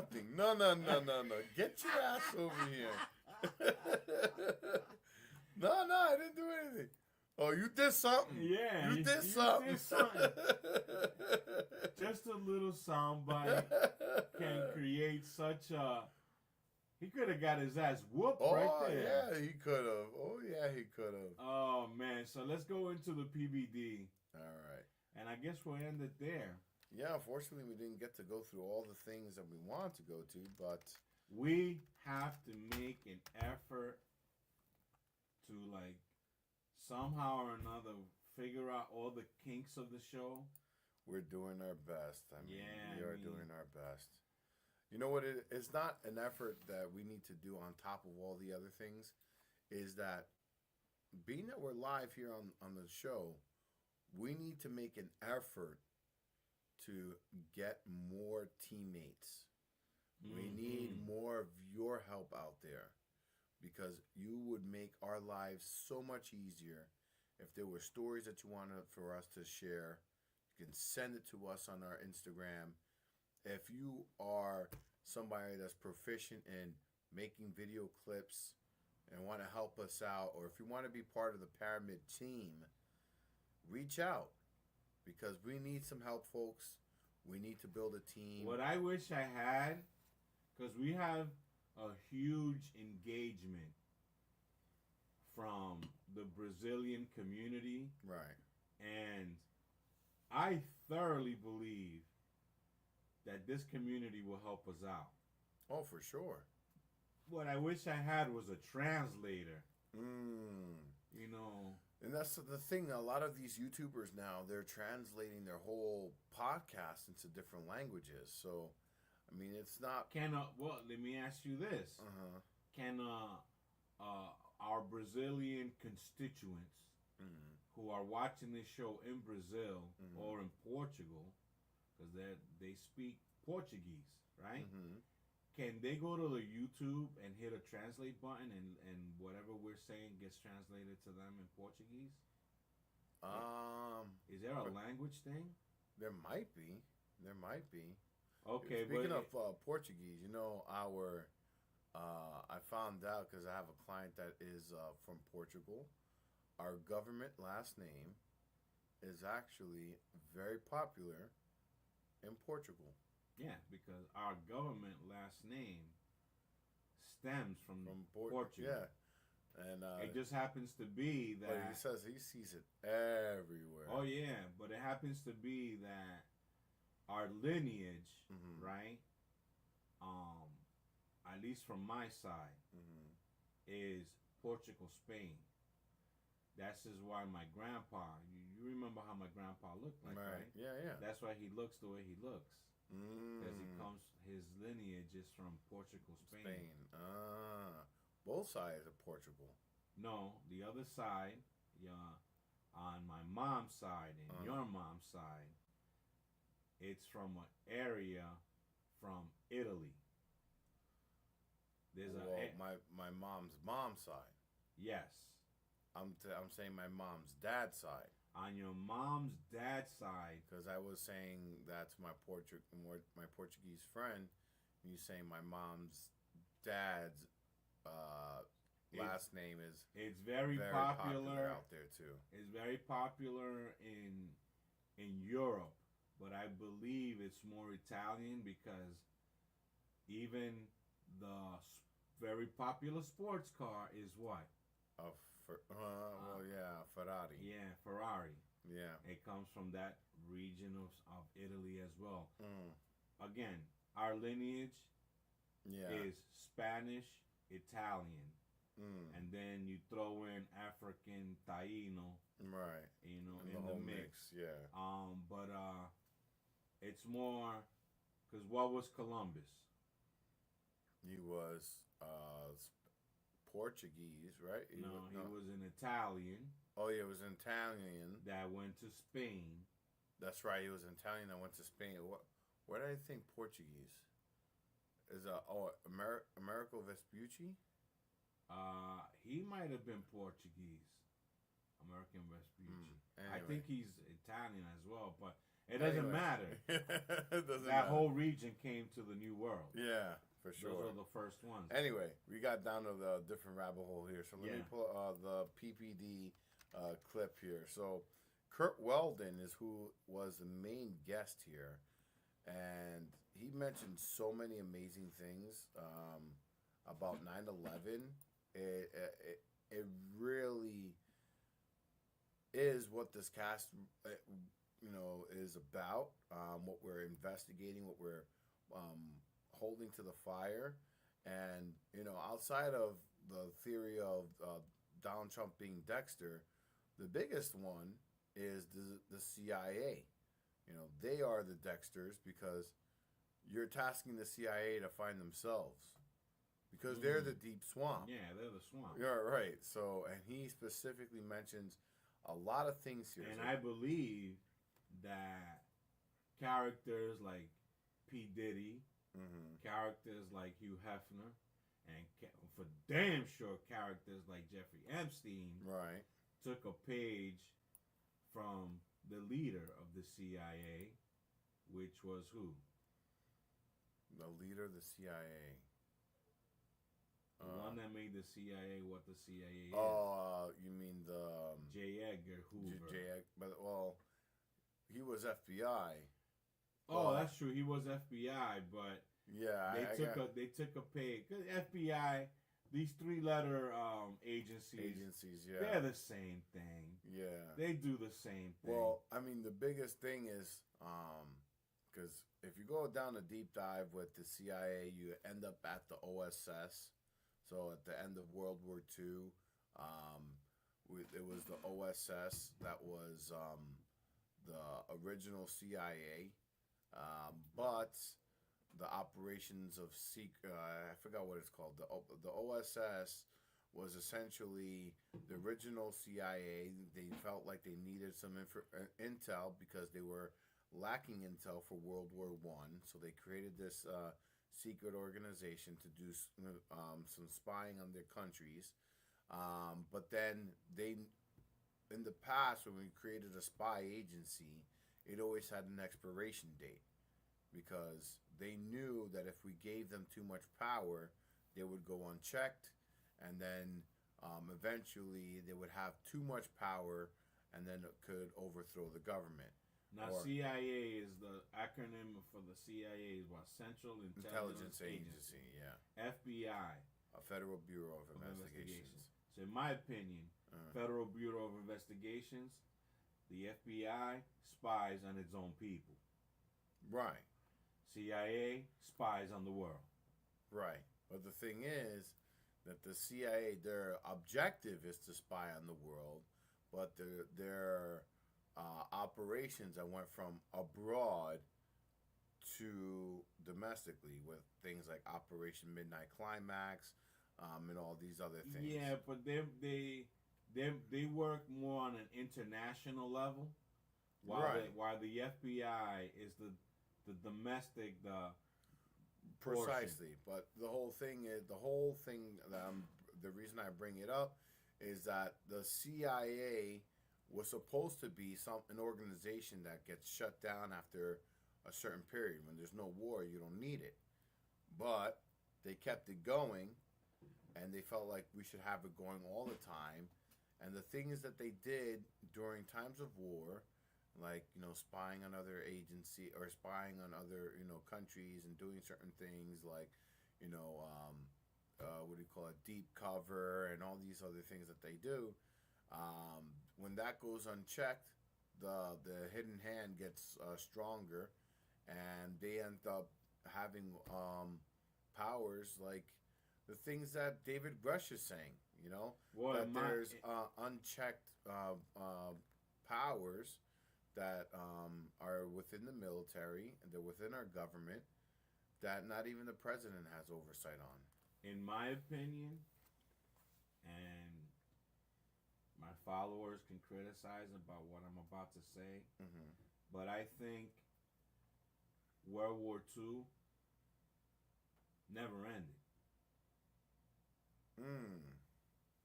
World War II never ended. We just got the upper hand. And we went from war to war to war to war. We've been in perpetual war ever since. This is why the CIA never went away. Well, that's what they're saying. Well, yeah. So it's exactly like that, and where the CIA should have gone away after World War II, we kept funding them, and then we got back into more wars. It's not that we got back into more wars. It just never ended. We thought it ended because we defeated Germany, but immediately after we defeated Germany, a new villain comes up, which is Russia, which is China, communism. It went from the villain being fascist, to now the villains being communist. Because then from that stems Castro, and from that stems the dictator in our country, Trujillo, and it just never ended. It became from a boots on the ground to a perpetual proxy war. Yeah, I mean, yeah, I agree. But I think there was, like, it's a chicken and the egg thing. Because the whole thing is, you know, we went from World War II to what they coined a Cold War. Right. So we were always in war. We've never been out of it.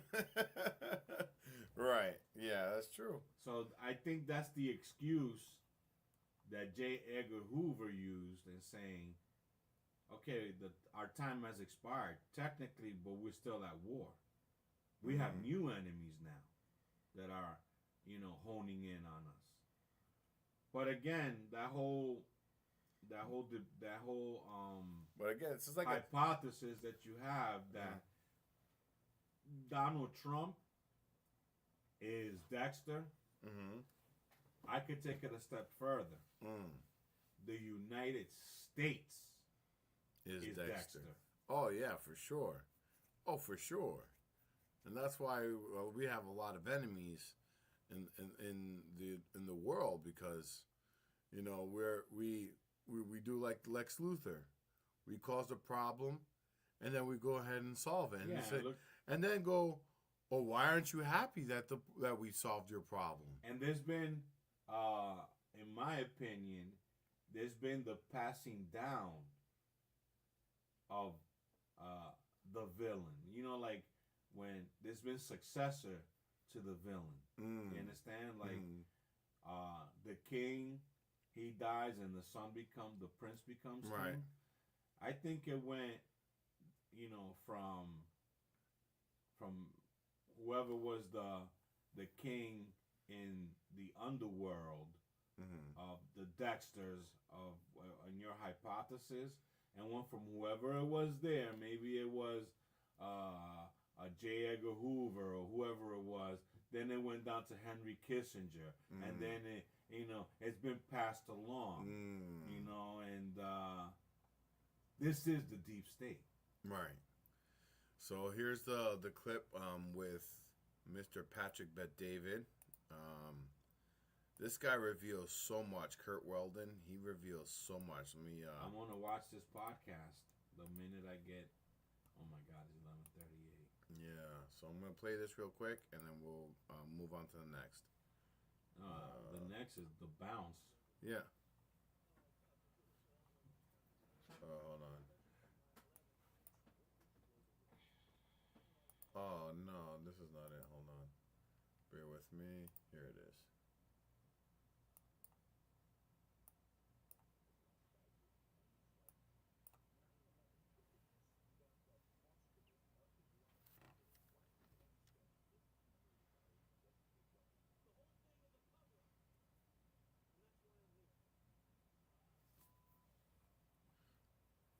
So, really quickly, Patrick Bet-David found out that to investigate, this is so ridiculous, to investigate the Monica Lewinsky scandal, guess how much it cost to investigate the Monica Lewinsky scandal?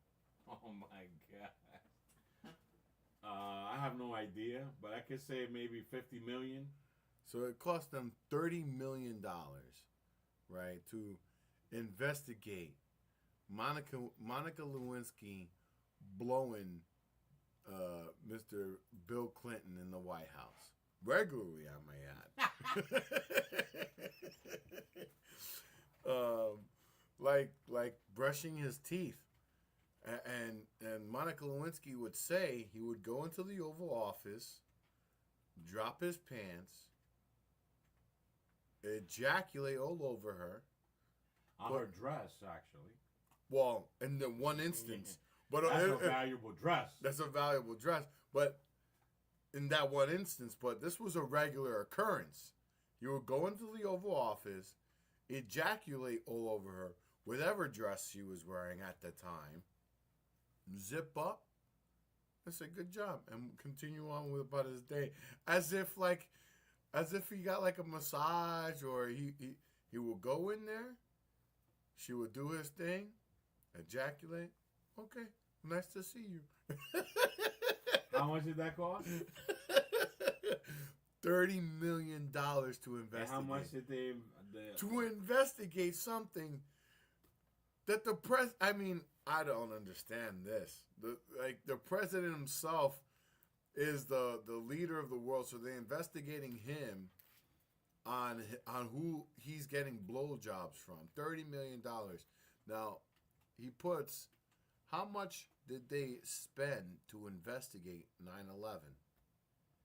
Okay, so I know we're on a time constraint. Right. But, again, how much did he spend on the... So, they spent $30 million to investigate.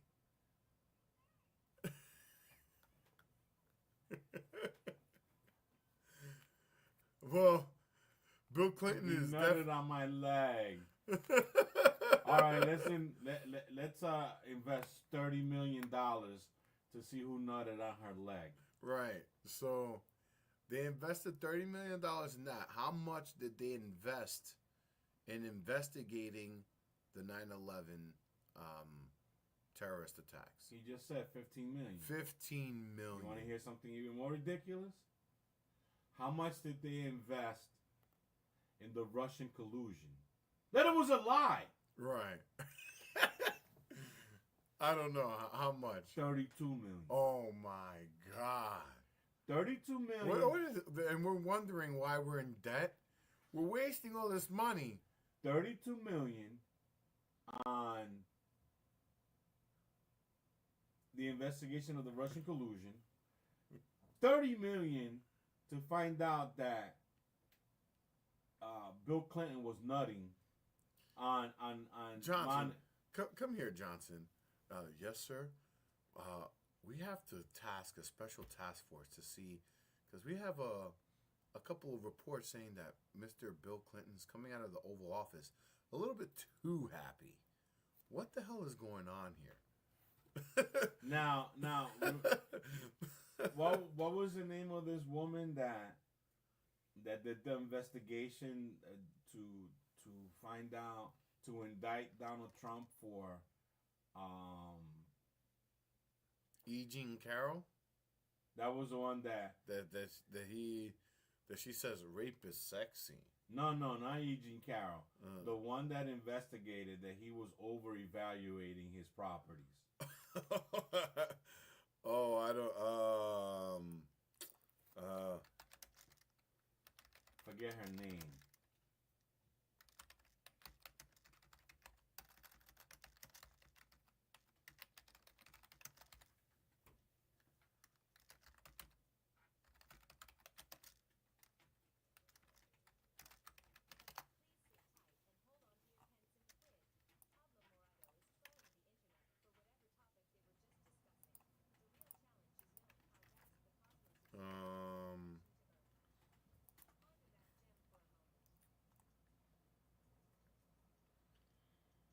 Letitia James. Letitia James, okay?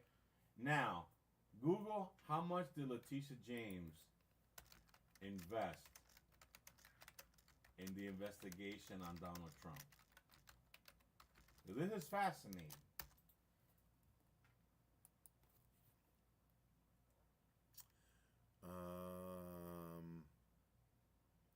She did not publicly disclose the exact amount, but it says here, financial experts and a multi-year inquiry that culminated into $454 million judgment against Trump in this company. Oh, okay, the judgment. This figure includes $363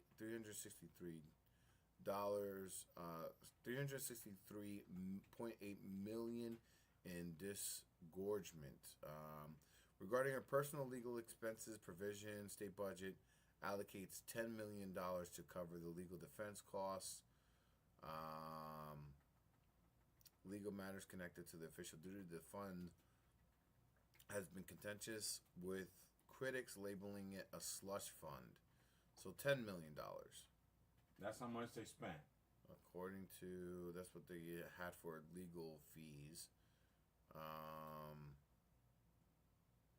Additionally, James had raised approximately $400,000. Okay, check this out.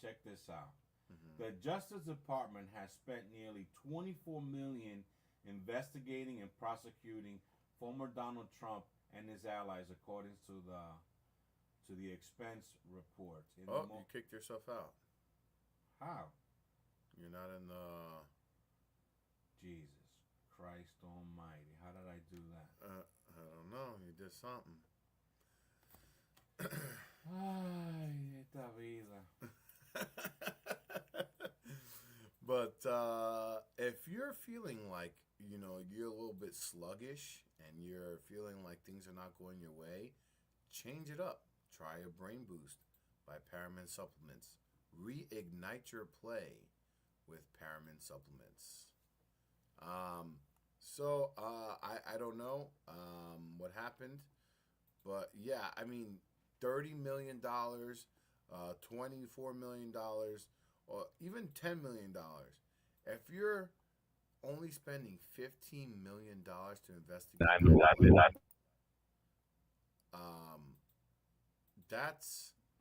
that's suspect.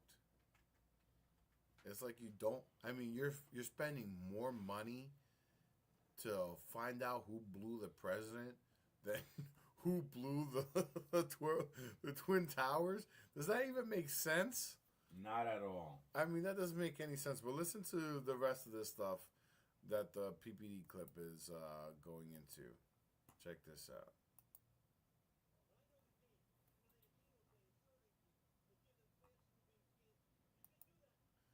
So that's another thing he said. He found out that the CIA has a way with a little needle that they can give somebody fast-moving cancer. Wow. And there's people like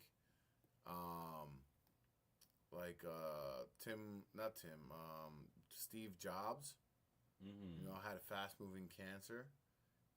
I'm wondering like who else had suspiciously had a fast-moving cancer.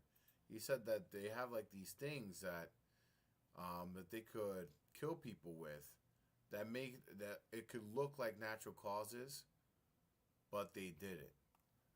So that's part of one of the things that he was saying here. And please check it out. It's on Patrick Bet David PPD podcast.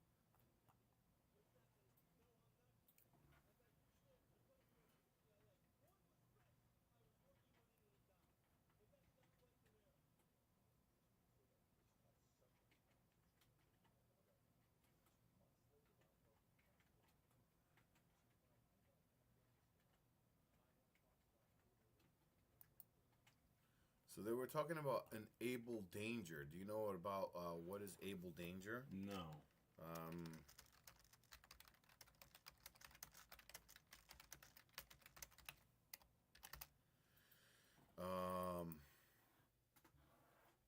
Able Danger was a classified U.S. military intelligence program run by the United States Special Operations Command, or SOCOM, and Defense Intelligence Agency, DIA, in 1999 to 2000.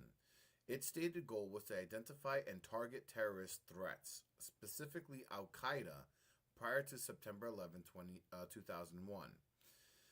The purpose of Able Danger. The program used data mining and link analysis to uncover terrorist networks. It aimed to map out global terror cells, including identifying individuals and their associations using open source and classified information. Controversy. After 9/11, some officials involved, notably Colonel Anthony Schaefer, claimed that Able Danger had identified Mohammed Atta as a potential threat in 2000, which was one of the 9/11 hijackers, over a year before the attacks.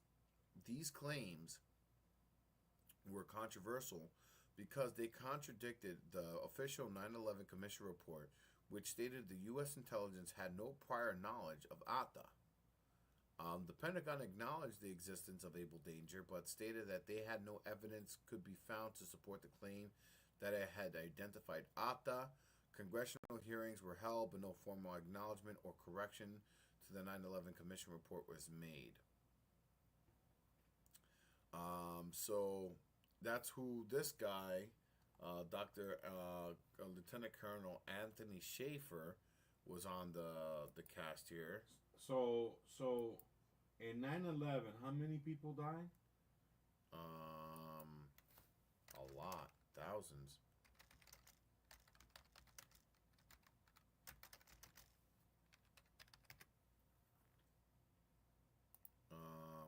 And coincidentally, YouTube was the first ever time I ever seen YouTube ever. When I was like, YouTube? Like the letter U in tube? No. It's YOUTUBE. The fuck is YouTube? I don't know. And the first ever video ever seen was a 9/11 conspiracy video on YouTube. That's my introduction to YouTube. Wow. A total of 2,977 victims were killed in September 11, 2001. So you spend on really the most horrible attack on American soil of all time. Right. $15 million on that investigation. Right. And then Letitia James spent $10 million to investigate that Donald Trump over-evaluated his properties. This shit is twisted. It doesn't make 30. Forget about Donald Trump because there's potentially fraud there and whatever. They spent $30 million to discover that the president's getting a blowjob in the Oval Office. Could that effort have gone someplace else? My Lord. And that's in 1990s money. $30 million. I mean, what is that like today? And in reality, the investigation, he didn't do a crime. No. She consented. The crime was, you know what the crime was? That he, what does he call that? What's that word I'm thinking He perjured himself. No, I was thinking of like... he lied under oath. That I did right. Not have that was the real sexual crime, rela- yeah. That was a crime. Right. You spent $10 million to investigate the guy trying to cover his ass with his wife because he was having an affair. $30 million. 30. What did I say? 10. $30 million on investigating that this guy was fucking around. Right. That's what it's worth, $30 million. What can you possibly spend $30 million? I could have done that. You give me 10 grand. 10 grand. And I'll find out. The forensic evidence, I guess, the analyzing the cum stain or something. The fact that they had to analyze the president's cum stain to why to reveal that he was getting a blowjob. Oh yeah, look, one thing that guys do, right? He was not getting these blowjobs and not flaunting it. When he got with his boys, like, yeah, I got a little treatment at the Oval. You put a wire on a guy, spend like $500, put a wire on the guy, subpoena the dude that's closest to him and be like, yo, we got some shit on you. Find out what this guy did. Right. Or get a girl, right? And just entrap him. Yeah. Right. A honeypot. Yeah, a honeypot. Go ahead. And as she gets down, you're busted. Right? She gets down on her knees, put your hands behind your back, you're $30 million busted. to him. And then you spend $15 million. Not only did it was a large casualty in 9/11, but the business that was interrupted can run into the billions. Oh, I mean, yeah. The world had to stop. Airplanes were grounded. Our whole lives shifted. Then from that, you go into full-blown war against Saddam Hussein, which another big expenditure happened there. Right. And you invest $15 million? Jesus. So let's finish this clip here. And then we'll get into the ultimate ohm.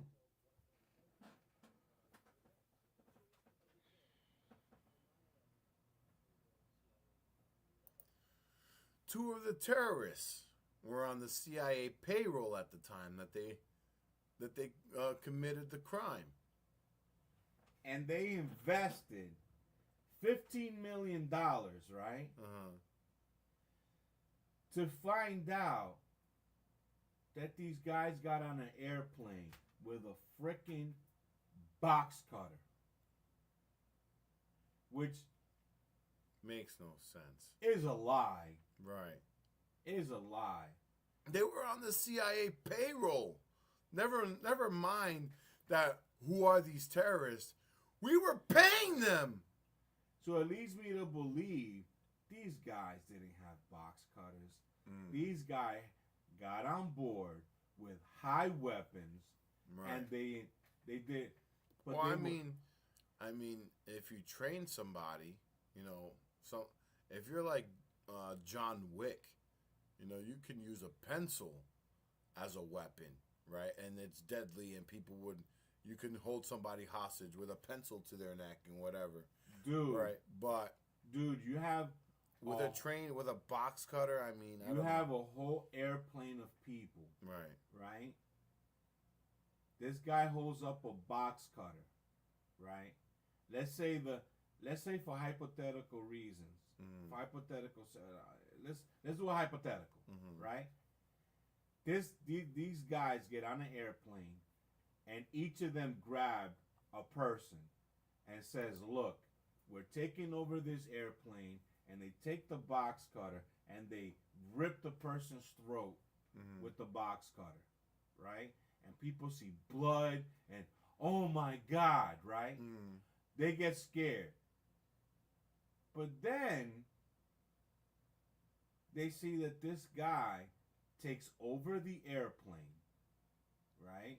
They had to know that this guy killed the pilot somehow, right? With a box cutter. And they know that the next step is that these guys are just going to like crash the plane into they know that the plane is going down. Right. And they're just going to let it happen. Yeah, all right, what are we going to do? They got box cutters. A plane full of fucking people. They're going to jump on that dude. Of course. They're going to jump at that. Maybe the plane would have gone down anyway because the pilot was gone. Right. But they wouldn't have hit the World Trade.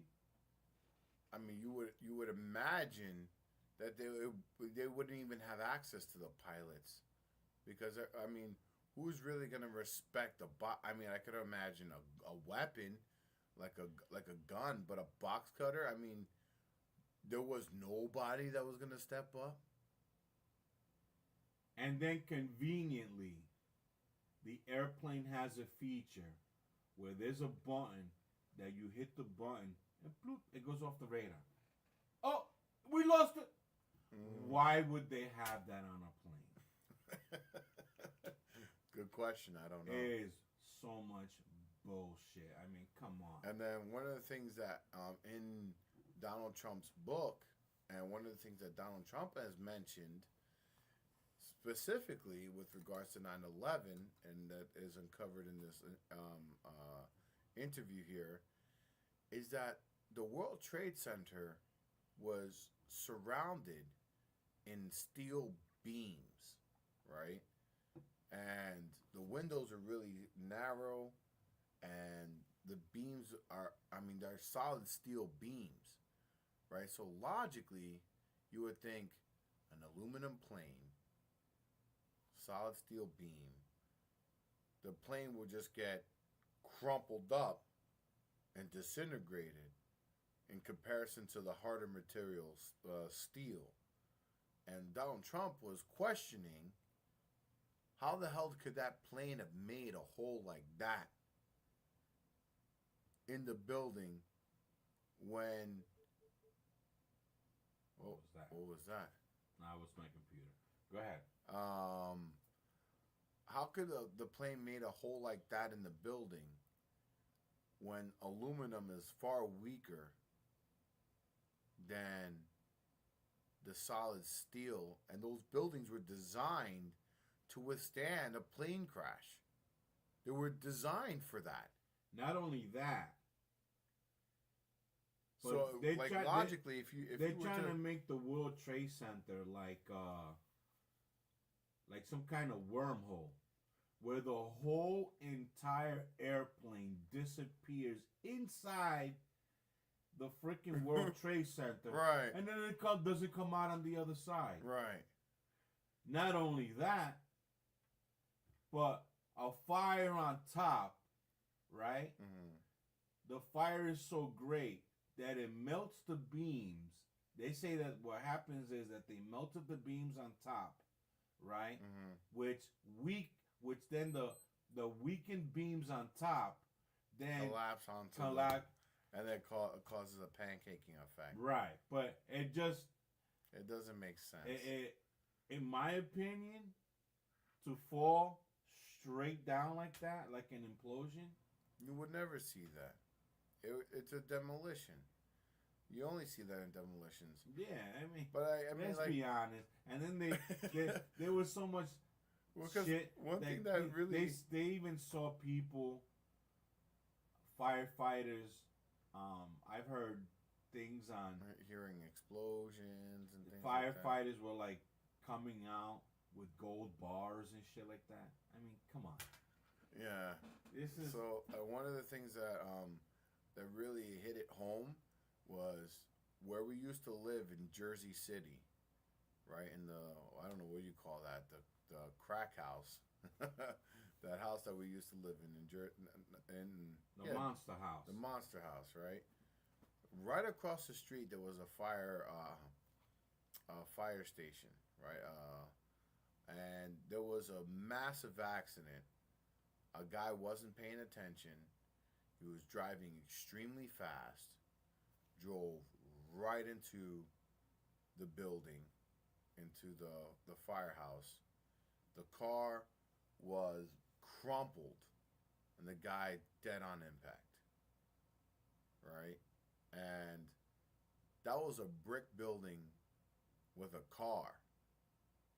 And the car crumpled, the building unaffected. Yeah. Imagine an airplane and to a solid steel building. And I'm going to end it with this. I know a person whose aunt lived on subsidized housing, because I can't even say projects, on subsidized housing overlooking the river that looked right into the World Trade Center from Jersey City. That morning, that person, whose name I will not mention so the person doesn't get into any problems, heard a rustling about 5 o'clock in the morning. And she was like, what's going on outside? She looked outside, she didn't see anything, but there was something going on in her building. She opens the door, and which was a building heavily populated with Middle Eastern people, running upstairs with lawn chairs to the roof. And she was like, what's going on? They were like, we don't know. These people are rushing upstairs with lawn chairs. I guess they're going to like sunbathe or something. Like about an hour later, she hears a roar. Yeah! These people were waiting for the planes to hit the World Trade. Wow. So they already knew what was going to happen. Come on. This is worse than the Kennedy assassination. Oh, yeah. It's awful. So this let it play through so we can wrap this up here. All right, so here we go.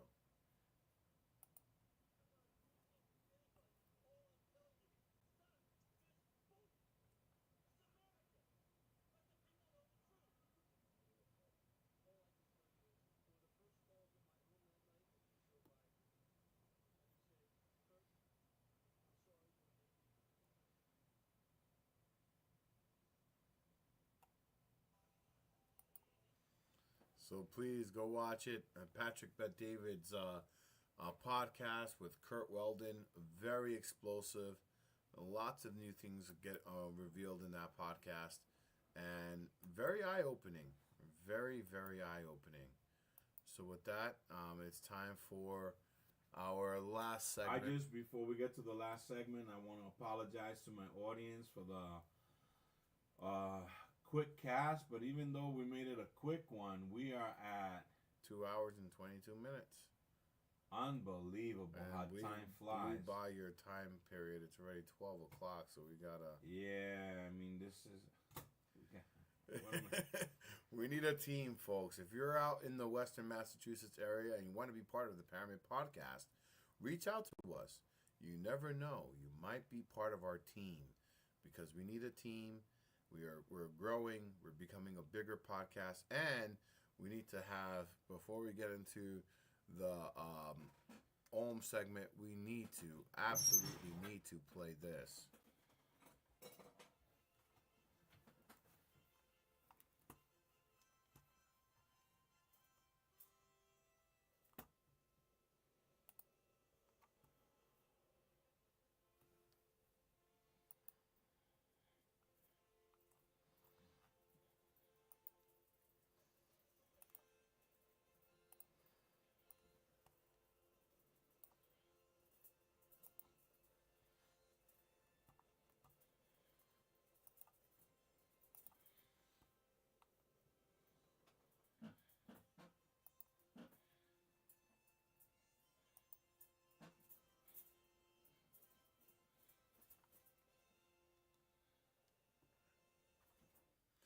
Yes, that is correct. Verdugos. That's so fanfare for our fans.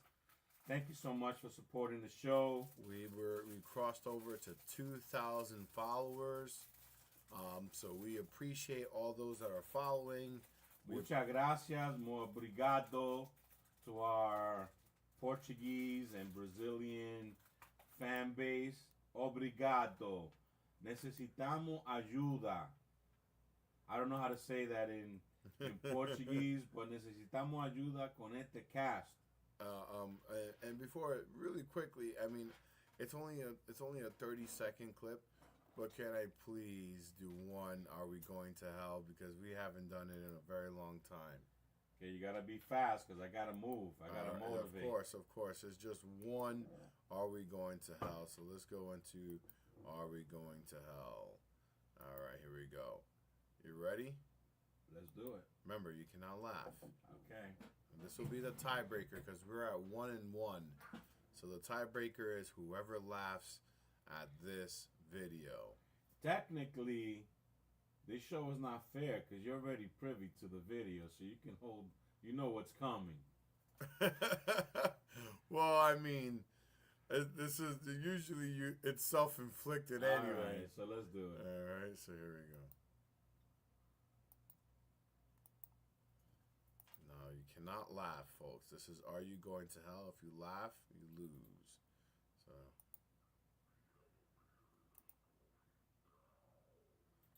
All right, let's see. All right, so let's get this. Hold on, let's get this in a good frame here so that everyone can see it. All right. Can you see that okay? Yeah. All right, here we go.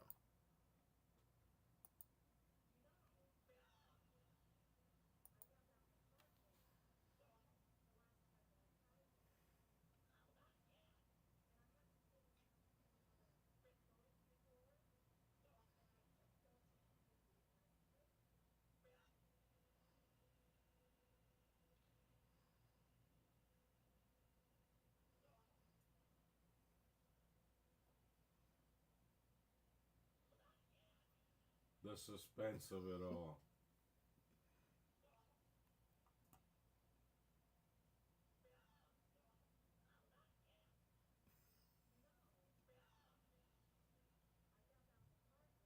Yes, you did.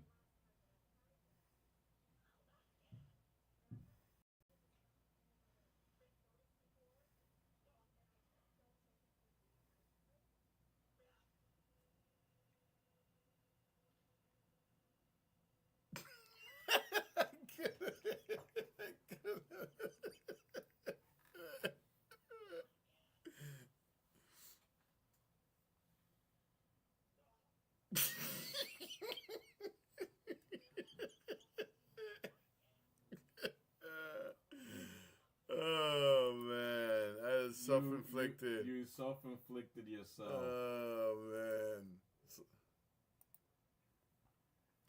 So with that said, that leaves us. You cannot. If you get one, I get one. Hey, you gotta go, sir. You said time is a constraint. Yeah, but I can't let you go on. What? This is a tiebreaker. All right, but just give me one at least. All right, what do you want to play? All right, let's see what I got here. I have. All right, now remember, you cannot laugh. Right. This will be the actual tiebreaker, because I'm gonna have a hard time not laughing. But you tell. Are you going to hell? Which one is it? Mashed potatoes. Mashed potatoes. All right. Like a mashed potato. Like a mashed potato. All right, here we go.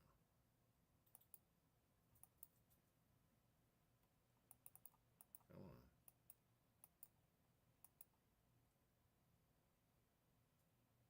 Hold on.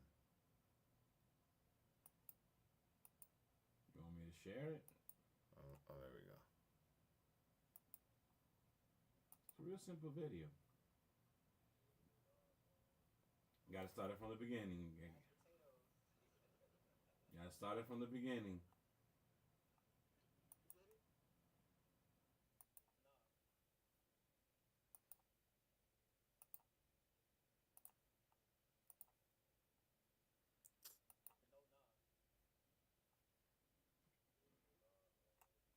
You gotta start it again.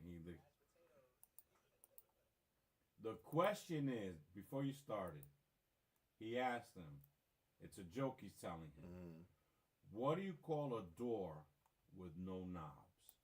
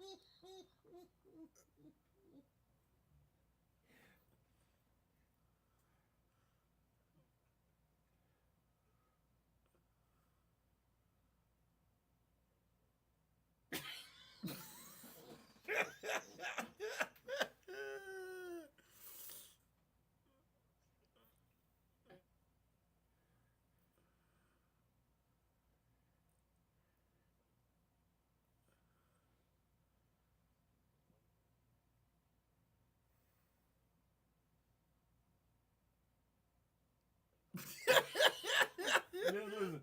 Watch.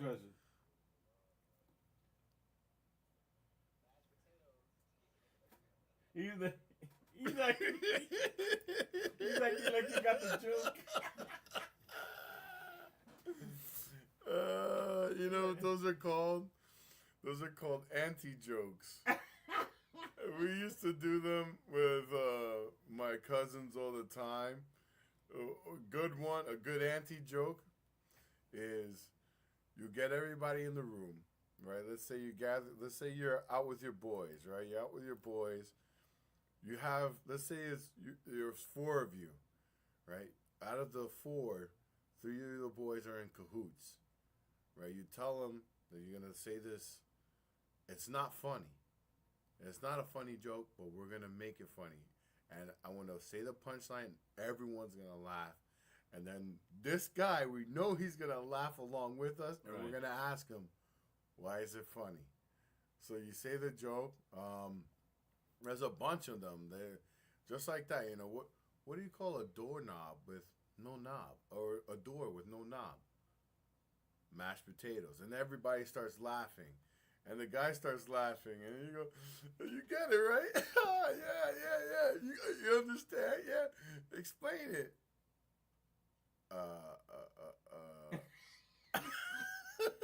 Yeah. Because, yeah, like this joke, right? It goes, a woman goes to the doctor, right? Mm-hmm.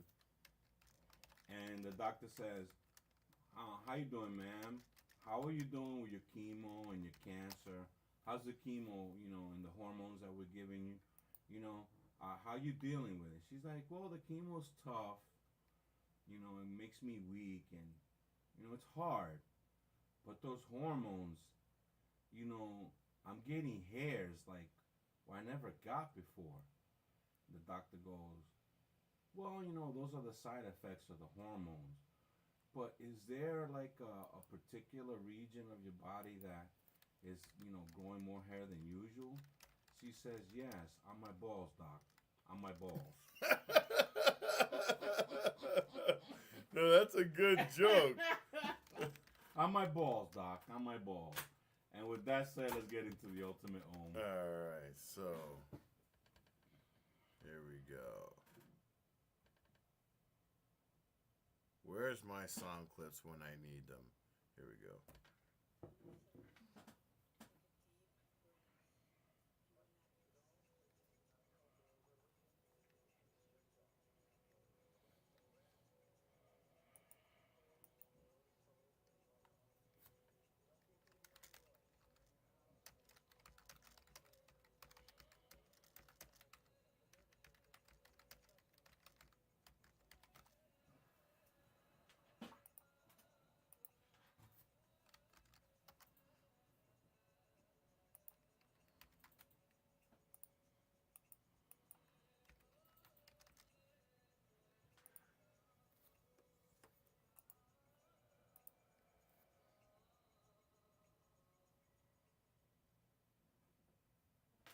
Well, folks, this is the end of the Paramid podcast, and we always end it on a good foot, on a good note.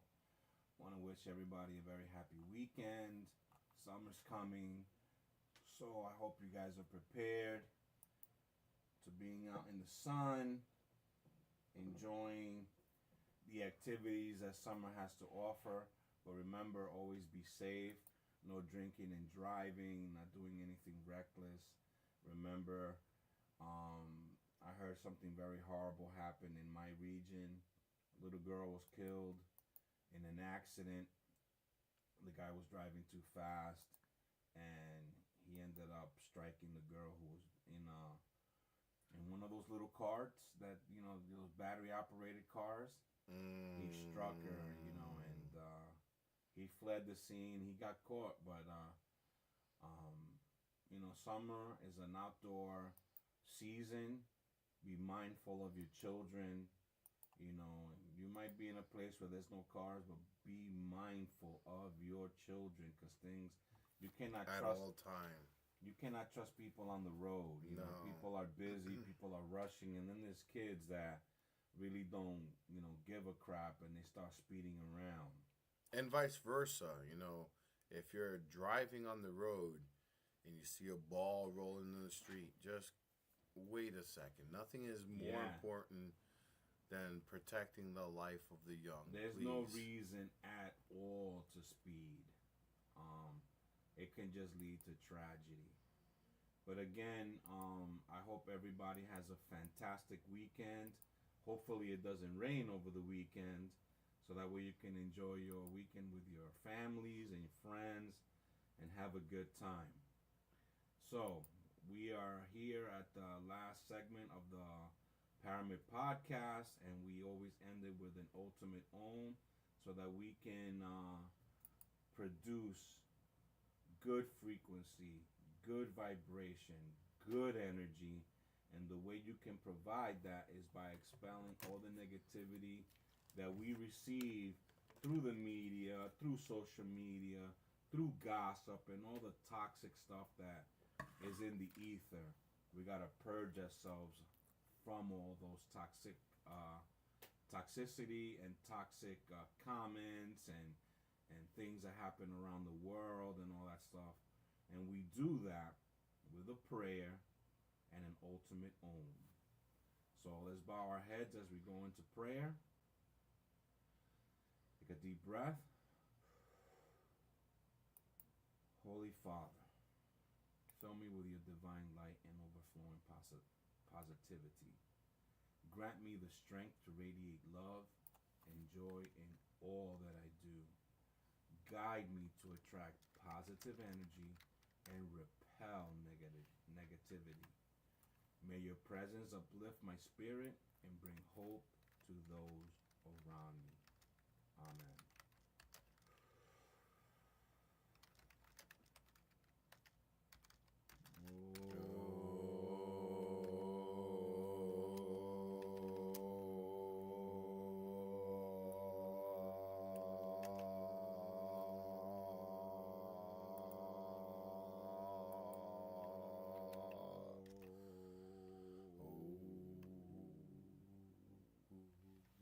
Exhale. Removing all that toxic energy and promoting positive energy, good light, love, happiness, prosperity. Folks, it's been a pleasure. It was supposed to be a quick cast, but we went over the 2-hour mark. Interesting subject tonight. Remember, I have a teaser for next podcast. We shall be on a different day next week. I don't know if it's going to be a Monday, maybe a Wednesday. We're going to spice it up. We'll let you know. Please keep tabs on us through social media. I always put something up so that you know when the podcast go live. But you don't have to, wait around for the live cast if you can't, because I know everybody is busy. So if you don't catch the live, remember, go to theparamid.com. All our socials are there. You can catch us on YouTube, Facebook, and Instagram. I'm working on something so that we can have more engagement in our Substack, stuff that we can tie into our AM PM game show. So I'm working on that as well. Again, if you want to become a member of the Paramid Podcast, feel free to reach us at paramidmedia@gmail.com. That's paramidmedia@gmail.com. And we'll be looking for some extra teammates to help get this cast going even further into the future, and allow us to really focus in on what we're good at, which is great stories, amazing time with each other, and positive vibes. Somebody that can help us in this cast. We need at least one more helping hand. We would want more, but for now we're looking for one more. It has to be pro bono, unfortunately, but you will get all the credit and the experience. Look at it as an internship if you're interested in doing anything in the media realm. And if you help us grow our social medias and our podcast. Well, I wouldn't say it would be pro bono per se. I would say this would be a passion project that we're all going to be involved in. So we would, obviously we're going to vet the person properly, but at the end of the day, I look at it as an internship. You're going to gain experience through our cast. Right. And that's going to propel you to other and bigger opportunities. Exactly. And you help us grow. The passion project that you'll be a part of, it's like, having an opportunity. Who knows where we would go? And we have big dreams, big visions for this cast. And a lot of things are going to happen. So are you going to be part of the change, part of the growth? Just come out and email paramidmedia@gmail.com. Is that link on our link tree? It's not on our link tree, but you can definitely go into our link tree and DM direct message. Could you put it on our link tree in the future? I could. Please do that, and put a caption email for information or whatever. That way people can. It's a very easy thing. Theparamid.com has everything there. That's right. Everything. Anything you want to know about the Paramid podcast, go to theparamid.com. I also want to do like a bio page on us, where we come from, how do we get here, I want people to learn about what we do. We're curious people. We're definitely into the paranormal and the alien phenomena. We've witnessed several anomalies that we cannot explain, especially me, which is why I'm so enamored and curious about this subject. I have as well. And yesterday, as I was talking with the warlock, he saw something that's not so anomalous, but it's a great thing to see in the sky. He saw Starlink, and it's a spectacular thing to see. If you want to see Starlink or any of the things that are happening above that is man-made, like the space station or Starlink, there are several apps that you can download either through the Google Play Store or the Apple Play Store, and these apps would alert you when these things are visible in your area, and you can go right outside, look up to the heavens and see them. I see satellites all the time, and they're fascinating to see. And also I want to encourage, which I'm also going to do it myself, I want the Paramid podcast to be part of the SETI project. You know, we can sign up and we could be part of the SETI team. Devote maybe half an hour looking and hearing what's going up there, and see if we can catch any anomalous stuff. We didn't get to the alien portion of the show, unfortunately, but there's a lot of stuff going on by the airports. It's incredible. And lots of sighting over Newark. It just happens to be that it's the Newark is in some trouble right now with their systems going down, with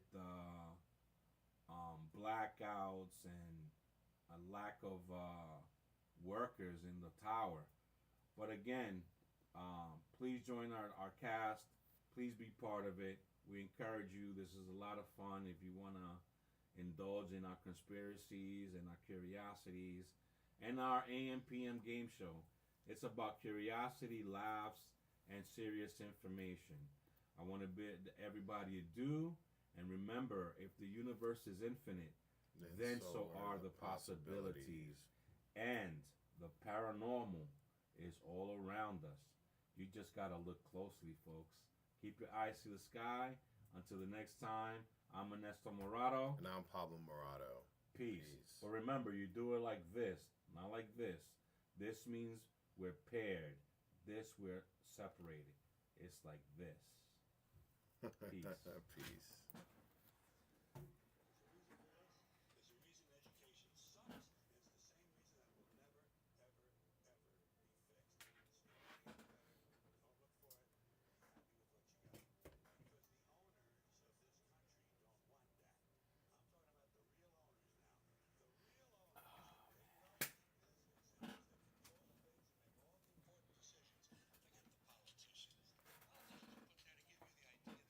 Hopefully the audio is fine, because this was a good cast. It flowed really good. The content was great.